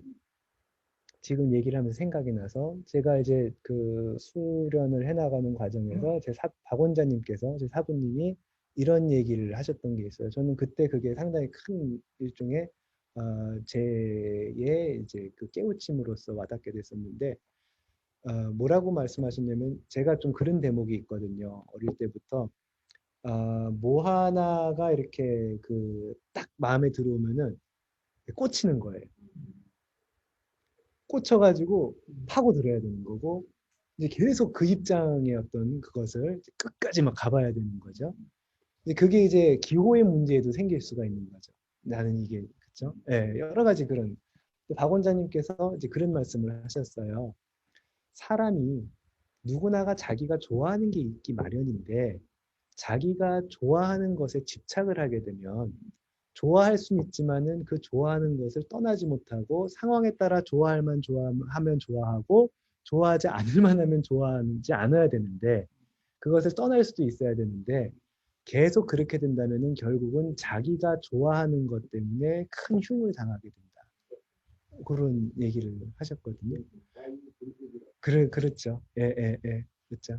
그러니까는 어떤 것도 흉하거나 길한 것이 정해져 있는 것도 없고 좋은 거다 나쁜 거다 바르다 틀리다가 정해져 있는 건 없어요. 단지 뭐냐면은 상황에 따라서 이럴 만하면 이러고 저럴 만하면 저래야 된다는 겁니다. 우리의 감정도 마찬가지죠. 예를 들면 우리가 화내는 것은 나쁜 것이야라고 교육을 받기도 하지만 과연 그럴까요? 그렇죠. 예, 화를 낸다라는 것이 좋고 화를 내는 그거는 어떻게 보면은 순수하게 보면은 에너지란 말이에요. 그 에너지, 그러한 종류의 에너지에 사람 입장에서 말하는 좋고 나쁜 것이 과연 있을 것인가? 어떤 사람은 그 에너지를 써서 누군가를 좋은 길로 인도하기도 하는데 어떤 사람은 그 에너지 때문에 자기가 멸하는 길로 들어서기도 되죠. 저희가 우리나라 사람들이 너무 극단적이에요. 네. 좋아하나 네. 내가 그 인정은 안 하거든요. 네, 네, 네. 일단 이거는 그렇죠. 그 자세가 엄청 중요한 거죠. 네, 네.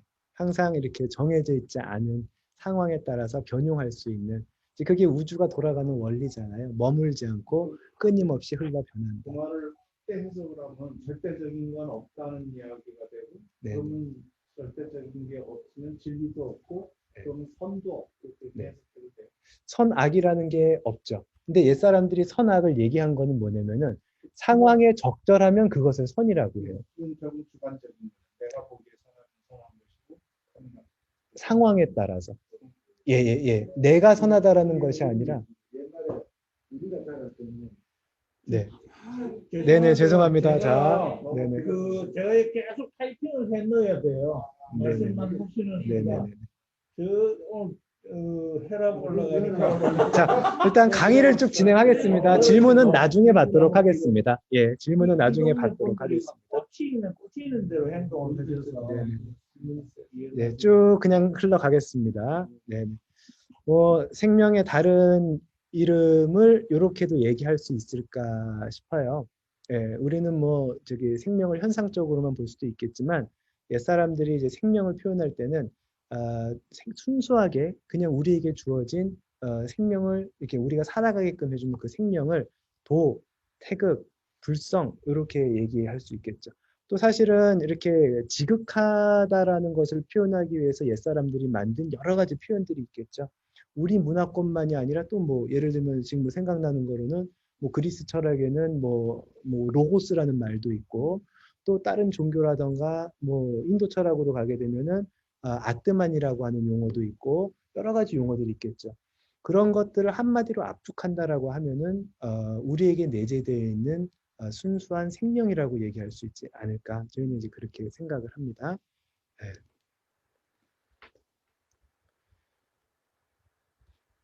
뭐 같은 얘기들이고요. 네. 자, 그런 입장에서 보면은 아까 하도와 낙서가 결합된 것이라고 얘기를 했는데 완성이잖아요. 그럼 그렇죠? 우리는 이미 완성됐다는 거죠. 근데 뭐 완성됐는데 끝났는데 또 뭐 자꾸 그걸 얘기를 하느냐? 이미 끝난 것인데. 그러면 완성됐으면 이미 우리는 조화롭고 행복한 것인데 왜 자꾸 불행하다고 얘기하고 조화를 찾느냐? 아니 도가 이루어진 세상이라면은 도라는 말이 나올 턱이 없잖아요. 배가 부른 사람이 밥을 더 이상 찾지 않는 것처럼 도가 이루어져 있다면은 도라는 말 자체가 필요가 없을진데 왜 아직까지도 도를 얘기를 하고 깨달음을 얘기를 하고 어쩌고 저쩌고를 얘기하는 거지. 그렇죠? 네. 왜 우리는 여전히 불행을 겪어야만 하냐는 거죠. 죽어야 낙서가 완성이 되는 자, 한번 그 얘기를 이제 해보도록 할게요. 예. 그리고 우리는 이미 힌트를 다 드렸어요. 사실은 다 얘기를 했습니다. 이미 질문들을 미리 해주셔서 그 대목들을 다 살펴보긴 했거든요. 그래도 준비한 이 슬라이드가 있으니까 한번 흐름을 좀 따라가 볼게요. 창조주의 입장에서는 완성이지만 피조물, 사람의 입장에서는 미완성이라고 표현할 수 있지 않을까 싶어요. 즉 아까 왼쪽에 있는 것이 하도고 오른쪽에 있는 것이 낙서라면은 객관이고 주관이라면은 하느님의 입장에서는 자기 일을 마쳤죠. 애들 다 끝냈으니까. 그렇죠? 예, 만물의 아이들이 다 탄생을 했거든요. 근데 만물의 입장에서는 이렇게 아까 우리 낙서에서 힌트를 다 얻었죠. 낙서라는 것은 환경에 따라서 적절한 말과 행위를 함으로써 마무리를 지어지는데 십을 이루게 되는데 적절하지 않은 말과 행동을 함으로써 십을 이룰 수가 없다라는 거예요. 예. 이게 우리의 자유의지가 선택해 나가야 되는 것이죠. 우리는 한 걸음 한 걸음을 내딛는 게 아주 쉬운 일이잖아요. 서가지고 오른발 한 발 내디딜 수 있죠. 누구나가. 아주 간단한 그런 일들이에요. 그러나 우리가 화장실을 가야 될 때 한 걸음 한 걸음 내딛는 것은 우리를 길하게 만들겠지만 절벽 앞에서 한 걸음을 내딛었다면 그렇죠? 우리가 행하는 아주 간단한 동일한 행위지만은 우리 앞에 주어진 환경에 따라 적절하지 않으면 그 행위 때문에 바로 죽는다는 겁니다. 적절하면은 우리는 시원해라고 하는 그러한 합일의 상태. 우리 몸에게 주어진 생명의 원리가 딱 발동되겠죠. 즉 뭐냐? 이미 우리에게 내재되어 있는 것은 하늘의 입장에서 완성된 것인데 사람의 말과 행동이 부적절하기 때문에 이렇게 분리가 일어났다라는 거예요. 분리. 이 느낌대로입니다. 이 동아줄 교수님 죄송합니다. 일단 쭉 진행을 하도록 하겠습니다. 하고 꼭 기록해놨다가 질문을 해주시고 토론을. 이건 또 정해진 시간이 있는 것 같아요. 예, 예. 아까도 얘기했지만 제가 요 보면서 옛날에 그런 거 있잖아요. 우리 옛날 전래동화인가 뭐 이렇게 오누이가 있었는데 썩은 동화줄. 그죠. 예. 되게 상징적이지 않아요, 그것도? 뭐냐면은 호랑이한테 쫓겼나? 근데 호랑이한테 쫓겨서 오누이들이 도망갔다가 뭐 옥황상제라고 해야 될까요? 전래동화니까 옥황상제가 동아줄을 내려줘서 그것을 타고 올라가서 뭐 이렇게 해와 달이 되어서 뭐 이렇게 뭘 조화롭게 했다. 근데 호랑이한테도 동아줄을 일부러 내려줬는데 썩은 동아줄을 내려줘서 타고 올라가다가 뭐 이렇게 떨어져 죽었겠죠. 뭐 그런 거 있죠. 되게 시사하는 바가 있다고 생각하지 않으세요? 무서운 예, 예. 하늘에서 내려왔죠. 밧줄을 타고 올라갔죠. 순역이죠. 아니 뭐 꼭 그렇다라는 건 아니에요. 제가 이해하는 바예요. 예, 그것을. 그리고 1월이 됐죠. 1월이 됐다는 건 뭐예요? 오누이가 우주 자연의 원리와 합의를 이루어서 순조롭게 운행이 되었더니 복되더라. 썩은 동아줄이라는 거는 뭐예요? 호랑이의 고집. 예, 뭐 호랑이라는 생명 자체는 사실은 나쁘지도 좋지도 않죠. 그렇죠? 근데 이제 뭐 옛날에 네네네 그걸 뭐 이제 화라고 하는 걸 상징하기 위해서 뭐 그럴 수도 있고 분노라던가 그런 동물을 배치를 할 때 어쨌든 썩어가지고 떨어졌죠. 예, 이 동아줄이 분리가 되는 것처럼 끊어졌단 말이에요. 뭐가? 호랑이의 잘못된 언행, 욕심, 그렇죠? 오누이를 잡아먹으려고 하는 자기의 헛된 욕심이 그것을 끊게 만들었죠. 결국 어떻게 됐어요? 조화를 이루지 못하고 죽었죠. 하여튼 얘기를 이걸 제가 이미지를 찾으면서 그 동화가 떠오르더라고요. 예, 예. 하여튼 그래서 여담이었습니다. 자, 이 분리를 표현하는 다양한 그런 용어들이 있어요. 결국은 사람이 만든 잘못된 선택들, 그것에 의해서 우주자연의 원리와 내가 주관과 객관이 분리가 된다라고 하는 건데, 이 인도 철학 쪽에서는 이제 마야라는 말을 쓰죠. 그리고 기독교의 이제 성경책을 보면은 아담과 이브가 추방당하지 않습니까? 하느님의 세계에서부터 이제 추방당해서 이제 괴로움이 가득한 인간의 세계로 내려오게 되는데 왜 내려오게 됐죠? 본인들의 언행 때문에 그렇죠? 먹지 말라고 하는 거를 먹었죠. 예, 예. 그리고 불교에서는 탐진치를 얘기를 하죠. 탐진치는 뭐예요? 쉽게 얘기하게 되면은 자기 입장의 고집이에요. 예, 그리고 무명이라는 것은 그것을 그렇다라고 알지 못하는 어리석음이죠. 그렇죠? 예, 그리고 이제 우리는 태라고 얘기를 합니다. 황골탈퇴할제의 태자인데 태라고 하는 것은 고착적인 상태를 얘기를 해요. 자기를 주장하는 것, 자기를 고집스럽게 내세우고 있는 그 고집의 상태를 이제 태라고 얘기를 하죠. 즉 사람이 자기를 상황에 따라 변화시키지 못하고 계속 고착적으로 자기만을 주장하고 자기의 고집을 유지하고 있는 그 상태를 이 주관과 객관의 분리의 원인이다라고 얘기를 할 수 있는 겁니다. 결국은 딴 게 아니라 우리의 행위 때문에 분리가 일어나는 것이지 우리에게 내재되어 있는 상태로서는 원래 이미 완성이라는 거죠. 뭐 맹자께서도 이렇게 얘기를 했죠. 하늘의 뜻에 따르는 자는 오래도록 번성하지만 하늘의 뜻에 거스르는 자는 망한다.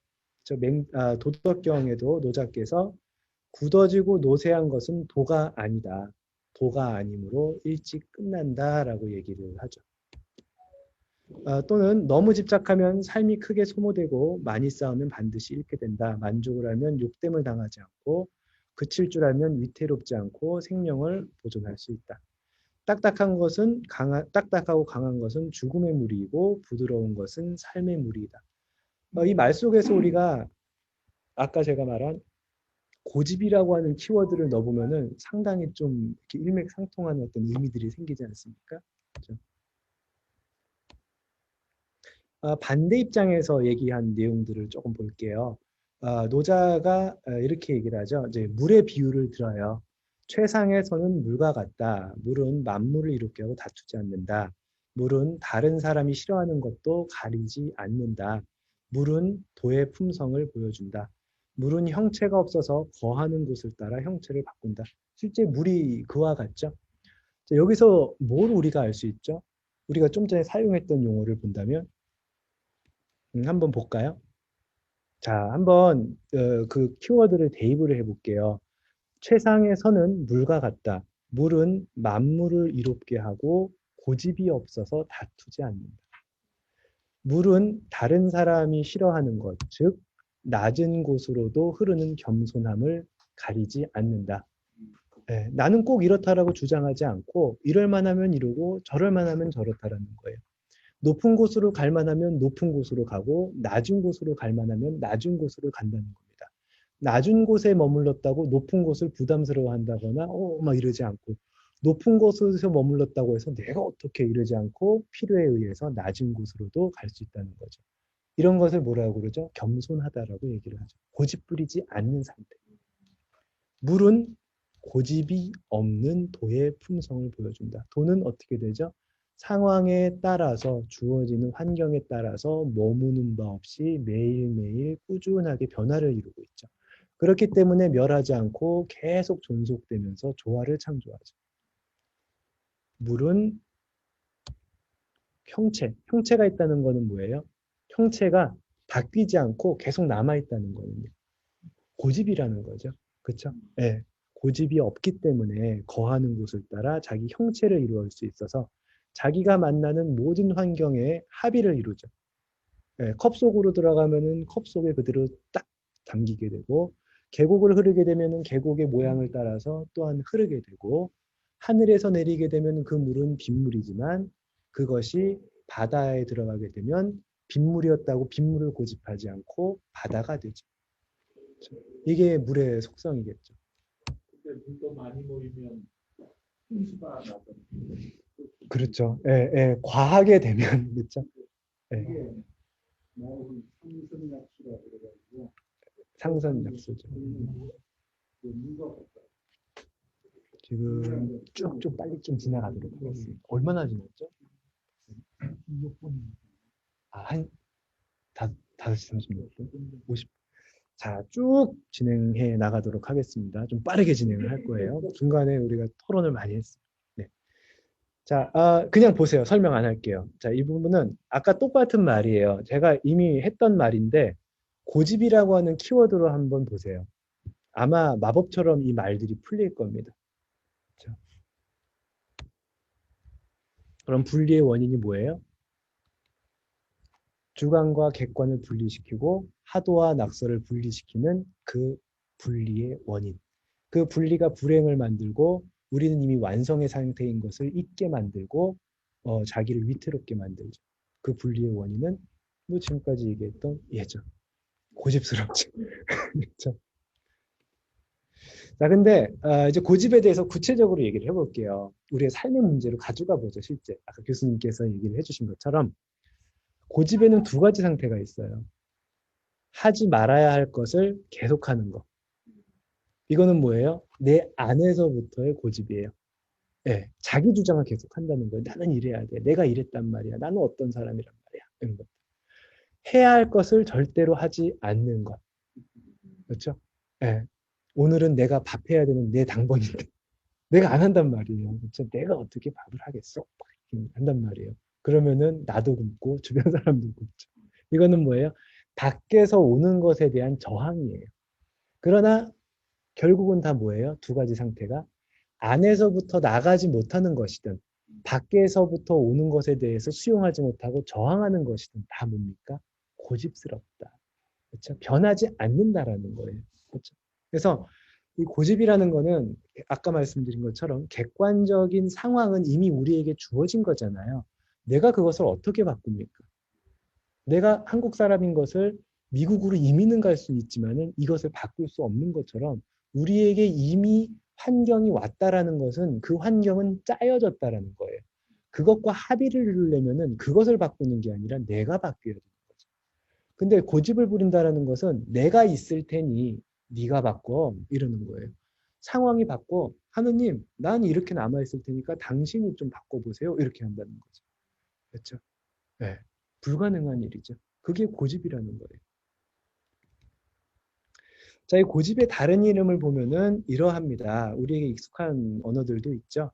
뭐, 그, 불가에서는 업이라고 하고, 그거를 뭐, 저기, 그, 인도의 말로 하면은 깔마라고 얘기도 하죠. 그리고 이 도가 쪽에 수련으로 오게 되면은, 환골탈태라는 말과 함께 이 고착적인 상태를 얘기를 하거든요. 그래서 탈퇴하여야 한다. 그것으로부터 벗어나야 된다라고 얘기를 하는 거고, 그렇게 고집지어진 상태가 그 사람의 운명이 되겠죠. 화로서 고집을 이루고 있다면 어떻게 되겠어요? 그 사람이 만나는 세계는 항상 화날 세계를 만나게 되겠죠. 슬픔으로서 고집을 이루고 있다면 그 사람은 어떤 세계를 만나게 되겠어요? 늘상 슬픔의 세계를 만나게 되겠죠. 그렇죠? 즐거움의 세계가 와서 즐거움을 이룰 수도 있는데 그 사람이 그렇게 고집을 부리니까 왜곡되어서 나한테 즐거움이 슬픔으로서 보여지겠죠. 자, 그렇다면은 구체적으로 오케이, 좋다 이거예요. 어떻게 할 건데? 그러면 좋은 말과 행동합시다. 뭐 좋은 말과 행동을 하려고 하지만 고집이라고는 얘기했지만은 이게 과연 쉬운 일이냐는 거죠. 실제로 현장으로 나가보게 되면 쉽지가 않습니다. 왜? 나도 모르게 고집이 불쑥불쑥 올라오거든요. 예. 그리고 그 고집이 내가 만든 것이기도 하지만 내가 인지하지도 못하는 사이에 사회적으로나 또는 내 부모 이전에서부터 거슬러 흘러 들어와서 나한테 안착된 것들도 있거든요. 정말로 어떤 경우는 내가 그것을 고집이라고 인지하지도 못하게끔 고집으로서 드러나게 된단 말이에요. 즉 내가 그것들을 내 말과 행동을 조율하는 게 아니라 나도 인지하지 못하게 고집스럽게 남아있는 내 안에 어떤 상태들이 내 말과 행동을 움직인다니까요. 교묘하게 내 생각까지 바꿔가면서 그렇게 할 수밖에 없었다라고 나를 안위시키면서까지 일종의 기생충처럼 내 안에서 나를 바꾼단 말이에요. 그거 어떻게 걔네들로부터 벗어날 거냐. 자, 어떻게 벗어납니까? 뭐 똑같은 말들입니다만 다 이런 말들이 그것들을 나타내는 상태들이에요. 총론이긴 하죠. 총론. 아직은 강론은 아니에요. 사기종인 자기를 버리고 상황을 따른다. 그렇죠? 나를 버리라는 게 뭐예요? 내 고집으로부터 벗어나라. 그냥 뭐, 네, 맞습니다. 그냥 저는 뭐 시키는 대로만 할게요. 이런 것이 사기종이 아니라 화낼만 하면은 너는 화를 내본 적이 없지만 화로서 상대를 다스리고 내가 지금 안에서 불쑥불쑥 하고 싶은 말이 올라오지만은 그럴 만한 상황이 아니면은 극기복례하여서 자기 안에 있는 것들을 다스려서 고요하게 머물러 있고 자기를 버렸죠. 자기 안에 있는 고집을 버렸죠. 응물자연 그러면 어떻게 하게 된다? 상황에 응하여서 자연, 조화를 찾게 된다. 스스로 그러하게 된다. 그렇죠? 극기복례 이것들을 이루기 위한 방법들이죠. 극기를 하면은 고집을 극하면은 어떻게 된다? 예로 돌아가게 된다. 예라는 거는 뭐예요? 상황과 내 말과 행동이 합치된 상태, 주관과 객관이 합일된 것을 예라고 얘기를 하죠. 중정이라고도 표현을 할 수 있을 테고 무위 자연이라고도 표현을 하겠죠. 무위라는 거는 뭐예요? 정해진 나로서 말과 행동하는 것이 아니라 텅 비워진 입장에서 상황에 따라서 나도 내가 어찌할 바를 모릅니다. 상황이 왔을 때 그 상황에 응하여서 그때 맞추어서 말과 행동을 하겠습니다. 이게 무위의 행태죠. 왜? 정해지지 않았기 때문에 없어요.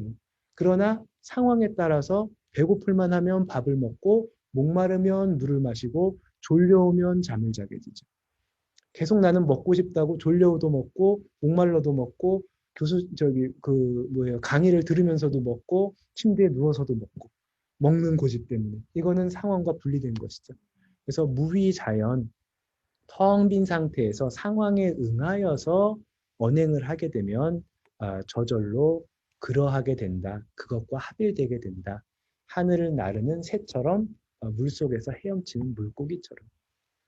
그러기 위해서는 환골탈태, 환골, 자기의 뼈대를 바꾼다라는 건 뭐냐면은 자기의 조건을 바꾼다라는 거예요. 수행의 의미로 들어가게 되면 실제 내 몸 안에 새겨져 있는 곳곳에 있는 뼈 안에 박혀 있고 장부에 박혀 있고 내 피부에 박혀 있고 내 눈속과 내 귀에 박혀 있는 여러 가지의 고집들을 벗어내는 것을 의미합니다. 그냥 비유적인 표현이 아니라 실제 뼈대라고 하는 건 뼈대가 작동되는 것은 우리가 에너지를 활용하여서 실제 언행을 하게 되는 메커니즘이거든요. 우리가 고집이 이루어져 있게 되면 내 뼈대, 내 장부의 관계망들이 그 시스템대로 짜여져 있게 돼요. 그래서 그게 고착되어 있기 때문에 그 사람은 안 해야 돼라고 생각을 해도 그대로 갈 수밖에 없어요. 예를 들어서 이렇게 돼 있는 사람은 이러한 시스템에서 오게 되는 에너지를 쓸 수밖에 없다는 거예요. 이러한 시스템에 짜여져 있는 에너지는 그대로 가게 된다는 거예요. 수련의 의미로 들어오게 되면 내 몸 안에 압력을 조절한다라고 얘기를 합니다. 왜? 이 안에서 어떠한 작용들이 일어나느냐에 따라서 에너지의 형태가 바뀌게 되죠. 그러나 고착되어 있다면요. 복압, 즉 몸통에 일종의 소통돼야 되는 압력의 흐름들이 하나로서 딱 고착되어 있다면, 짜여져 있다면 그대로 반응하게 되겠죠. 그래서 환골탈태라고 하는 것은 그러한 짜여져 있는 시스템을 깨부수고 이럴 만할 땐 이러고 저럴 만할 땐 저렇게 하라라는 의미입니다. 그렇게 되면 어때요? 양, 화평이다. 상황에 따라서 화평하다라는 것은 그냥 뭐, 네, 좋습니다. 이런 것이 아니라 조화를 얘기를 하고 조화는 음과 양을 넘나드는 것을 얘기를 합니다. 자, 구체적으로 들어가면은 이 고집이 우리 몸에는 세 가지의 형태로 있게 돼요. 그것을 옛날 사람들은 도가에서는 정기신이라고 얘기를 합니다. 쉽게 얘기하면은 정이라고 하는 거는 의식주를 얘기를 해요. 우리의 기본적인 생활 패턴이에요. 먹고 자고 기본적으로 생활을 하고 이런 것들을 의미를 합니다. 기초 생활인 거죠. 생명이 유지되는 상태들이요. 우리 몸의 작용이라고도 할 수 있겠죠. 그리고 기는 뭐냐면은 그것이 작동되고 있는 상태를 얘기를 해요. 예. 그래서 우리가 생명이 유지되기 위해서 음식이 올바르게 공급되고 활동과 휴식이 올바르게 이제 그 유지가 되어서 내 생명이 이렇게 딱 건강하게 이루어질 수 있으면 그걸로 끝난 게 아니라 우리는 객관적인 상황에 반응을 하게 되잖아요. 무언가를 감각하게 되고 예를 들어 뭐 누가 뒤에서 차가 빵 하면은 깜짝 놀라서 피하는 것도 우리의 작용이죠. 그리고 사람 간의 관계 속에서 이렇게 만나서 보면은 감각이 일어나잖아요. 그렇죠? 또는 이렇게 보면은 제가 선교님을 볼 때랑 완전히 다른 어떤 작용이 또 일어나겠죠. 교수님을 보면은 또 이렇게 느낌이 바뀔 거 아닙니까? 이렇게 이 안에서의 여러 가지 이 감각 작용들과 이 감정들의 이 변화들이 일어나게 되죠. 일종의 에너지의 작용들이죠. 예, 요것을 기라고 얘기를 합니다. 즉 작동되고 있는 상태를 얘기를 해요. 자, 신이라고 얘기하는 것은 일종의 정신활동의 총체인데요. 우리는 보통 그걸 생각이라는 말로서 표현을 하죠. 그리고 이 신이 작동되는 본체를 보게 되면은 허입니다. 얘가 올바르게 작동되려면은 비어있는 가운데에서 이렇게 감흥이 일어나고 이렇게 떠올라져야지 고착적인 생각이 있게 되면은 이 신을 올바르게 쓰지 못하게 되겠죠. 그래서 이 정기신 자체는 잘못된 상태를 얘기하는 건 아니고 사람이 기능하는 세 가지의 상태를 얘기를 하는 건데 여기에 이제 고집이 끼어들어가서 잘못되는 활동들을 만들어낸다는 거예요. 뭐 쉽게 표현을 하면은 이렇게 이제 비유를 할 수도 있습니다. 이거 다 보지는 않고요. 짧게 얘기를 할게요. 정기신은 결국은 나라고 하는 존재의 한 모습이에요. 그것이 기능하는 세 가지 상태인데 정이라고 하는 거는 쉽게 이해하려면 자동차가 그냥 정이에요. 자동차가 움직일 수 있는 모든 조건들, 뭐 기름, 뭐 이제 주유 공장, 뭐 타이어, 뭐 이런 거 다. 근데 그게 만들어졌다고 끝나진 않죠. 운전돼야 되잖아요. 그 운전되고 있는 상태를 기라고 표현을 합니다. 작동되고 있는 거예요. 근데 생각해 보세요. 뭐 요즘 자율주행 자동차가 나오기도 했지만은 자동차가 운전자 없이 지멋대로 움직여요. 위험한 일이죠. 막 벽에 가서 막 처박히기도 하고 뭐 이렇게 막 사람도 쳐요. 결국 자동차가 기능은 하긴 하는데 어떻게 기능해야 돼요? 운전자가 올바르게 통제를 해야 되죠. 하다가 신호등에 빨간불이 들어오면은 페달을 밟아서 큰일 날 일이네, 브레이크를 밟아서 멈추고, 그냥 뭐 일반적인 길이었지만은 이제 사람이 지나가면은 이렇게 속도를 줄이고, 그리고 저도 오늘 어떻게 왔어요? 제가 운전해서 대전으로 간다라고 하는 방향을 가지고 운전해서 왔잖아요. 상황에 따라서 그것을 적절하게 운전하기 위해서는 상황을 보고 판단을 하여서 그 판단대로 해야 되죠. 이게 신의 작용이에요. 그러려면은 내 안에 정해져 있는 어떤 방향성이 있으면 안 되죠. 제가 저희 농장 예천에 자주 왔다 갔다 한다고 오늘도 예천으로 그냥 습관적으로 가버리면 안 될 거 아니에요. 이게 신의 고집이 있다는 거죠. 네. 오늘은 내가 대전 가는 날. 대전에 왔잖아요. 요게 이제 신은 비어 있어야 된다는 측면이에요. 그러면 자동차의 기능은 이렇게 되고 있는 거죠. 네, 이게 합일돼야 되죠. 자, 뭐 이제 이런 것들을 그래서 이제 단련을 해야 된다라고 얘기를 해요. 기와 정과 신을 단련을 하고 연허라고 이제 이 말들은 이제 정기신을 얘기를 했지만 손록당 선생님께서도 얘기를 했고 이건 도가수련 체계에서는 뭐 오래전부터 있었던 말인데요. 이렇게 얘기를 합니다. 연정하게 하고 연기화신하고 연신환어하여 연허합도한다 이렇게 얘기를 해요. 합도, 도와 합했다라는 게 우리가 아까 얘기한 주관과 객관을 완벽하게 합일한 상태라고 얘기를 할 수 있는데 그러면 연정이라고 하는 것은 우리의 의식주를 단련한다는 건 구체적으로 뭐냐면은 생활에 대한 절제를 의미를 해요. 절제라는 것은 부정적인 의미로 참아야지, 하지 말아야지가 아니라 적절하게 하라는 얘기예요. 필요한 것을 하라는 얘기예요. 밥을 먹었어요.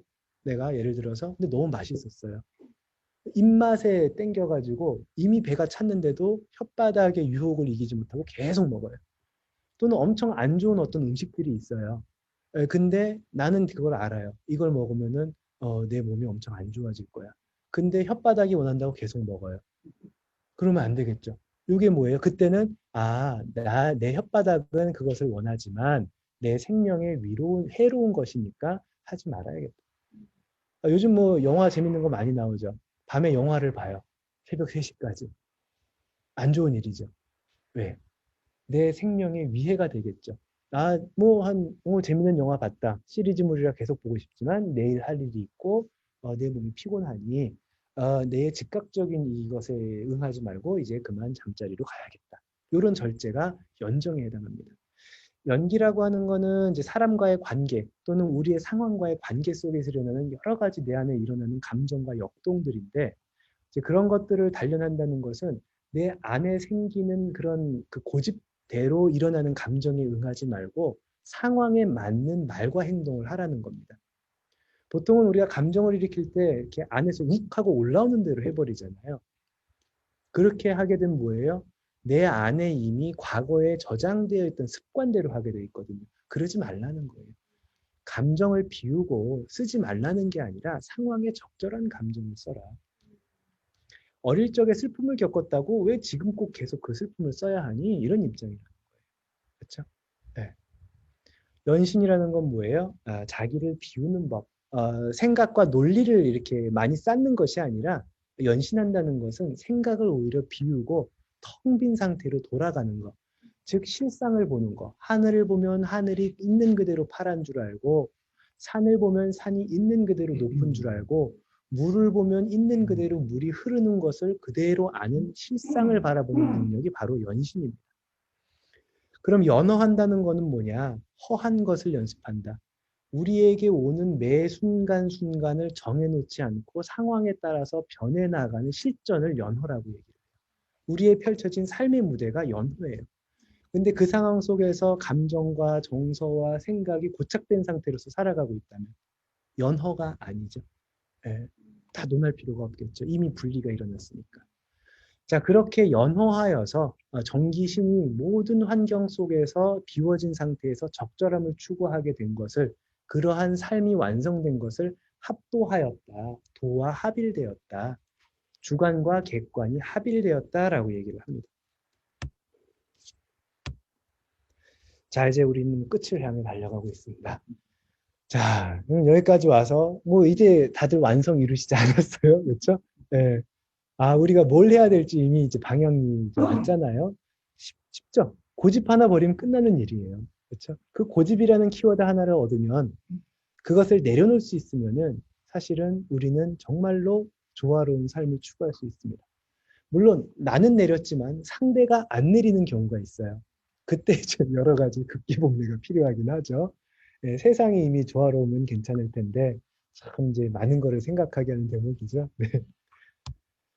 자, 이 역이라고 할 수가 있죠. 이 고집을 내려놓은 존재는 역을 회복했다라고 할 수 있을 겁니다. 이것을 가르치기 위해서 옛사람들이 이제 세계로서 얘기를 했어요. 천역은 뭐예요? 객관적인 우주 자연, 조화로운 그 이제 우리에게 주어진 모든 환경을 천역이라고 해요. 하늘인 거죠. 근데 그것을 전하기 위해서 옛사람들이 지금 저희가 쭉 살펴본 대로 여러 가지 부호들과 또는 가르침들과 언어적인 이 부호를 써서 우리에게 전한 것을 다 서역이라고 할 수 있겠죠. 장자, 노자, 주역, 뭐 여러 가지의 또 가르침들, 뭐 서구 사회에서 왔던 그런 위대한 가르침들도 다 우리식으로 보면 서역이란 말이에요. 인역이라는 건 뭡니까? 그러나 아무리 좋은 말이라 한들 그게 그냥 언어적으로 남아있으면 그게 무슨 의미가 있습니까? 아까 박사님께서도 얘기했지만은 그냥 필요 없는 지식일 뿐인 거예요. 그냥 우리가 뭐 한번 그 언어적인 유희를 즐겼을 수는 있지만 그게 체화되지 않는다면 사실은 아무리 위대한 말도 우리랑 상관없는 말이라는 거죠. 그래서 그러한 가르침들이 실제 나의 행위와 같아지게 된 것을 인역이라고 그래요. 예, 가장 역 중에서도 위대한 것이죠. 하늘과 합의를 이룬 것, 사람이 신과 나란히 선 것을 인역이라고 얘기를 합니다.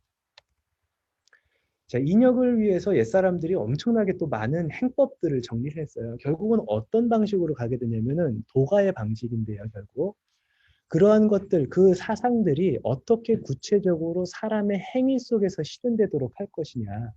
그래서 구체적으로 사람의 몸의 작용 속에서 그 원리들을 적용하기 위해 수행법들, 수련법들이 만들어집니다. 뭐 엄청나게 오랜 전통이죠. 그래서 움직임을 통하여서 그 원리들과 하나 되는 것을 가장 지극한 것으로 보는 문화가 싹트게 돼요. 많죠.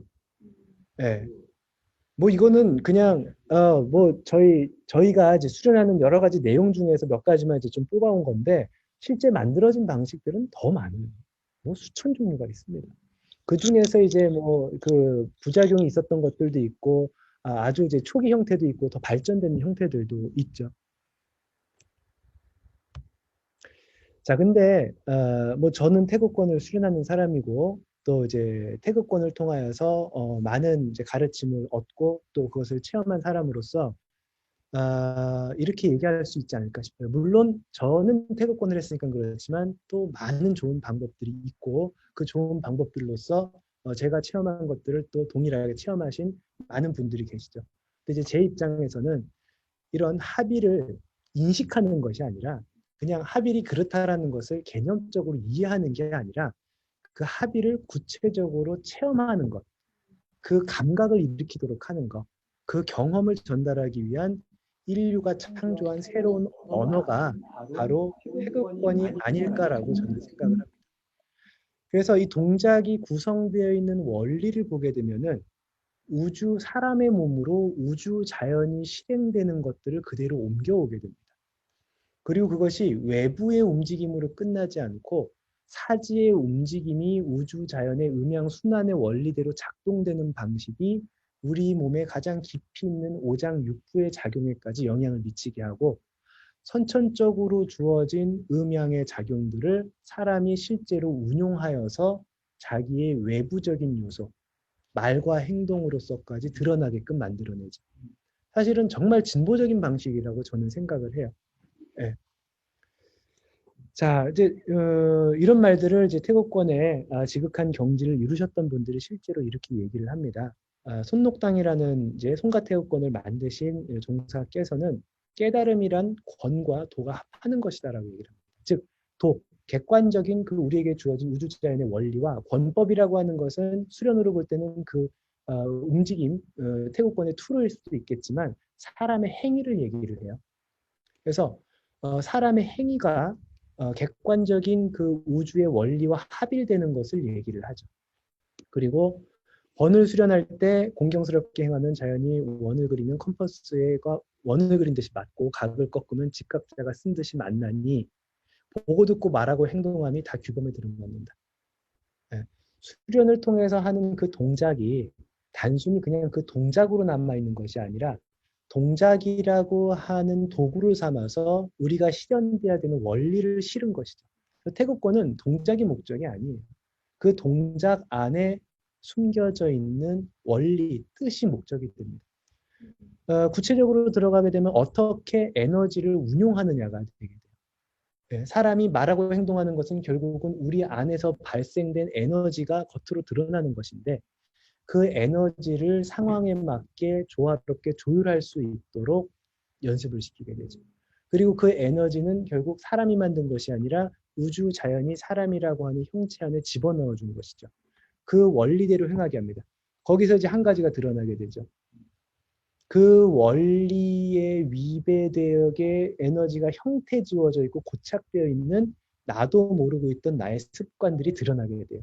왜? 움직임을 통해서 그 원리대로 쓰게 되면은 결국은 전류를 흘려보면은 차단되어 있는 곳이 딱 감지가 되거나 물을 흘려보면은 얼어 있는 곳이 생겨지는 것을 알게 되는 것처럼 에너지를 원리대로 써보게 되면은 우리 몸에서 원리대로 생하지 못하게 위배되어 있는 것들이 딱딱 드러나게 되죠.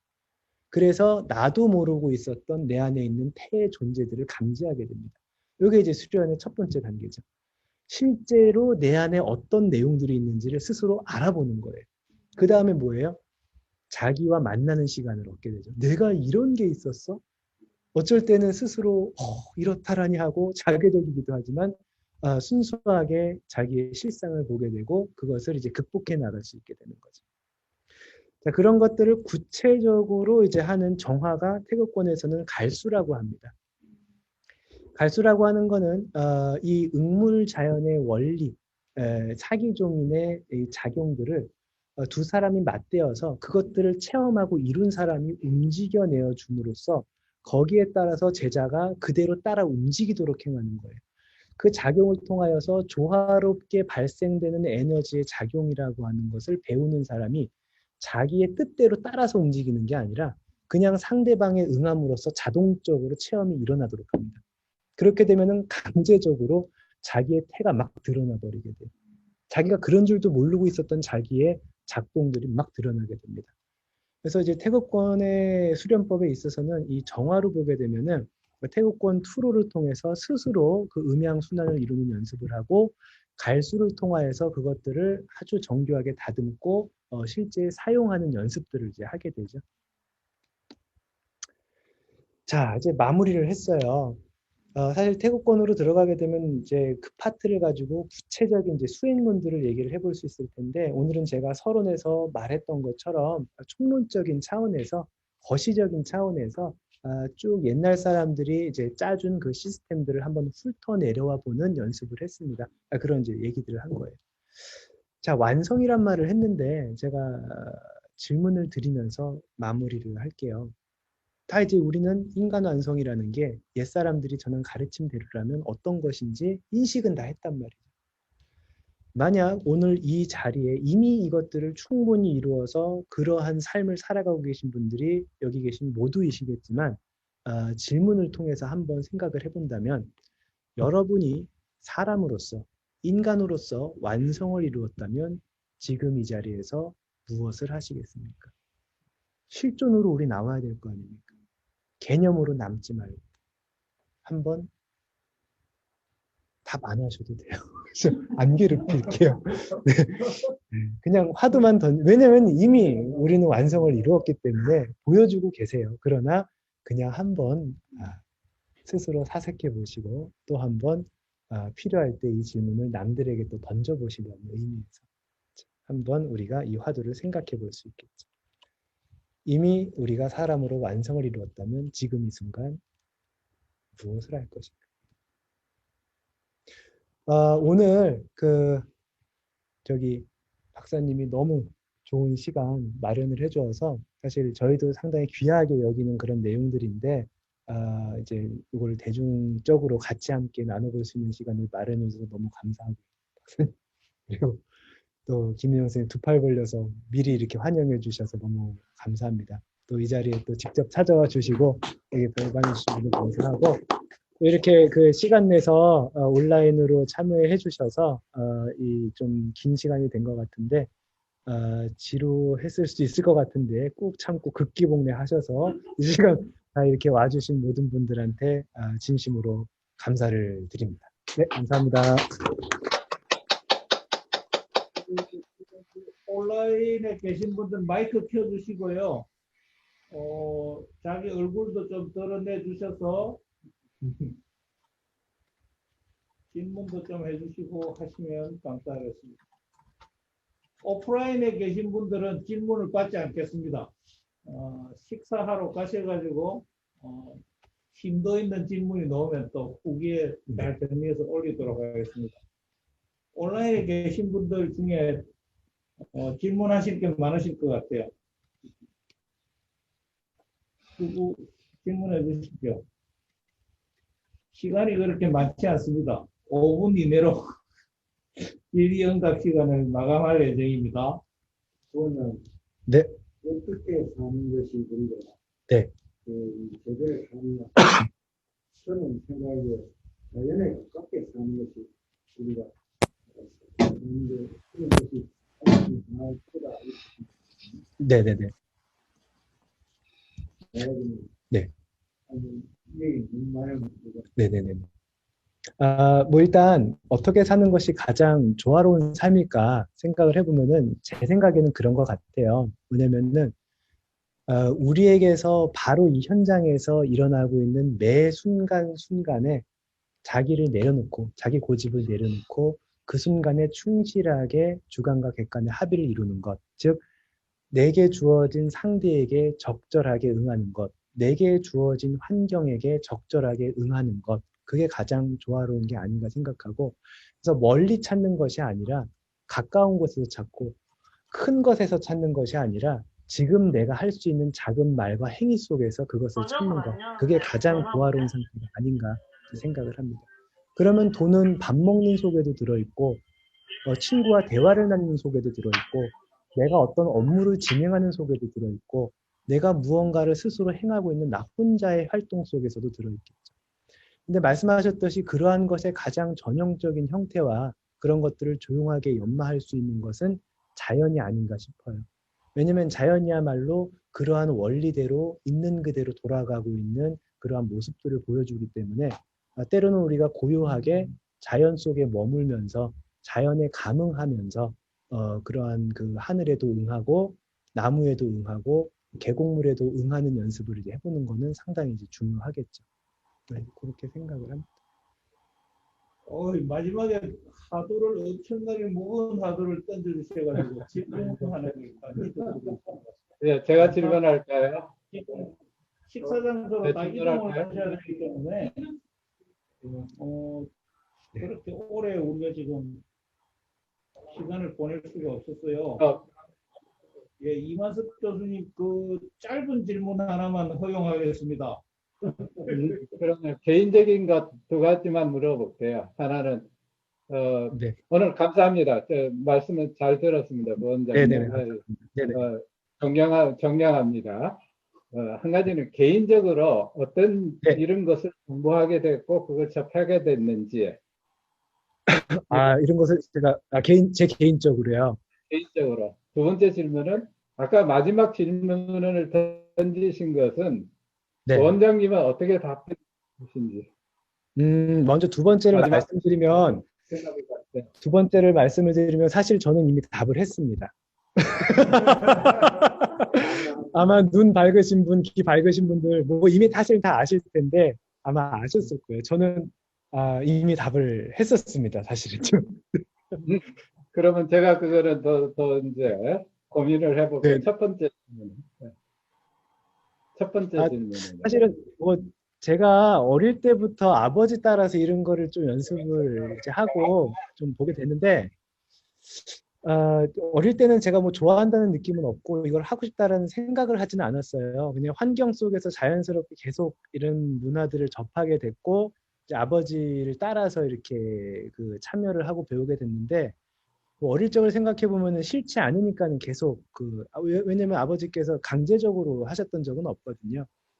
그리고 이제 저는 사실은 이런 것들에 대한 뭐 좀 해답 그냥 궁금해졌었던 것 같아요. 이제 아주 구체적이지는 않았죠 어릴 적에는. 근데 이런 것들을 계속 공부를 해보고 싶어서 사실은 이제 대학교도 인도 철학과를 이제 가게 됐어요. 그래서 동대 인도 철학과에 가서 이제 공부도 하고 그랬는데 아마 제가 이런 것들에 대한 어떤 아주 이제 명확한 확신과 그 다음에 이제 나름의 체험을 하게 된 거는 사실은 이제 제가 그 사부님을 통해서 수련을 좀 더 집중적으로 하고 태극권 이제 수련을 아주 심도 있게 모든 시간을 거기에 전념하면서였던 것 같아요. 그래서 뭐 어떻게 보면은 이런 내용들에 대해서 이제 제가 좀 뭐 관심을 가졌던 거는 특별한 어떤 계기가 있었던 거는 사실은 아니고 좀 자연스러웠던 것 같아요. 그냥 뭐 어떤 보면 이제 이끌림 같은 거였겠죠.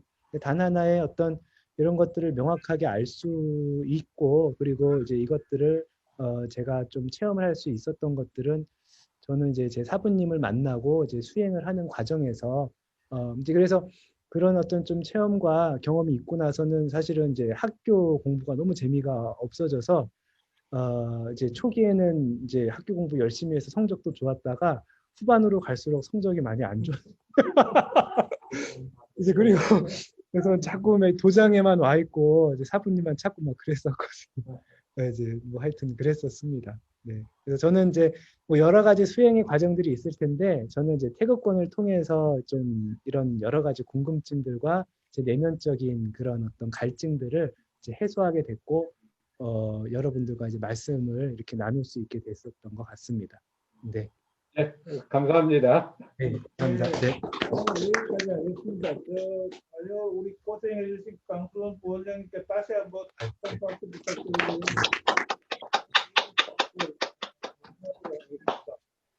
강 부원장님께서 던져주신 화두를 깊이 가슴에 안고 이 연말을 아주 멋지게 보냈으면 좋겠습니다.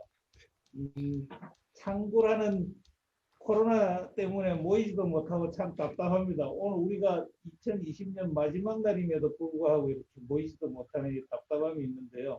어쨌거나 건강하게 잘 지내시길 제가 염원합니다. 좋은 시간 되시길 감사합니다.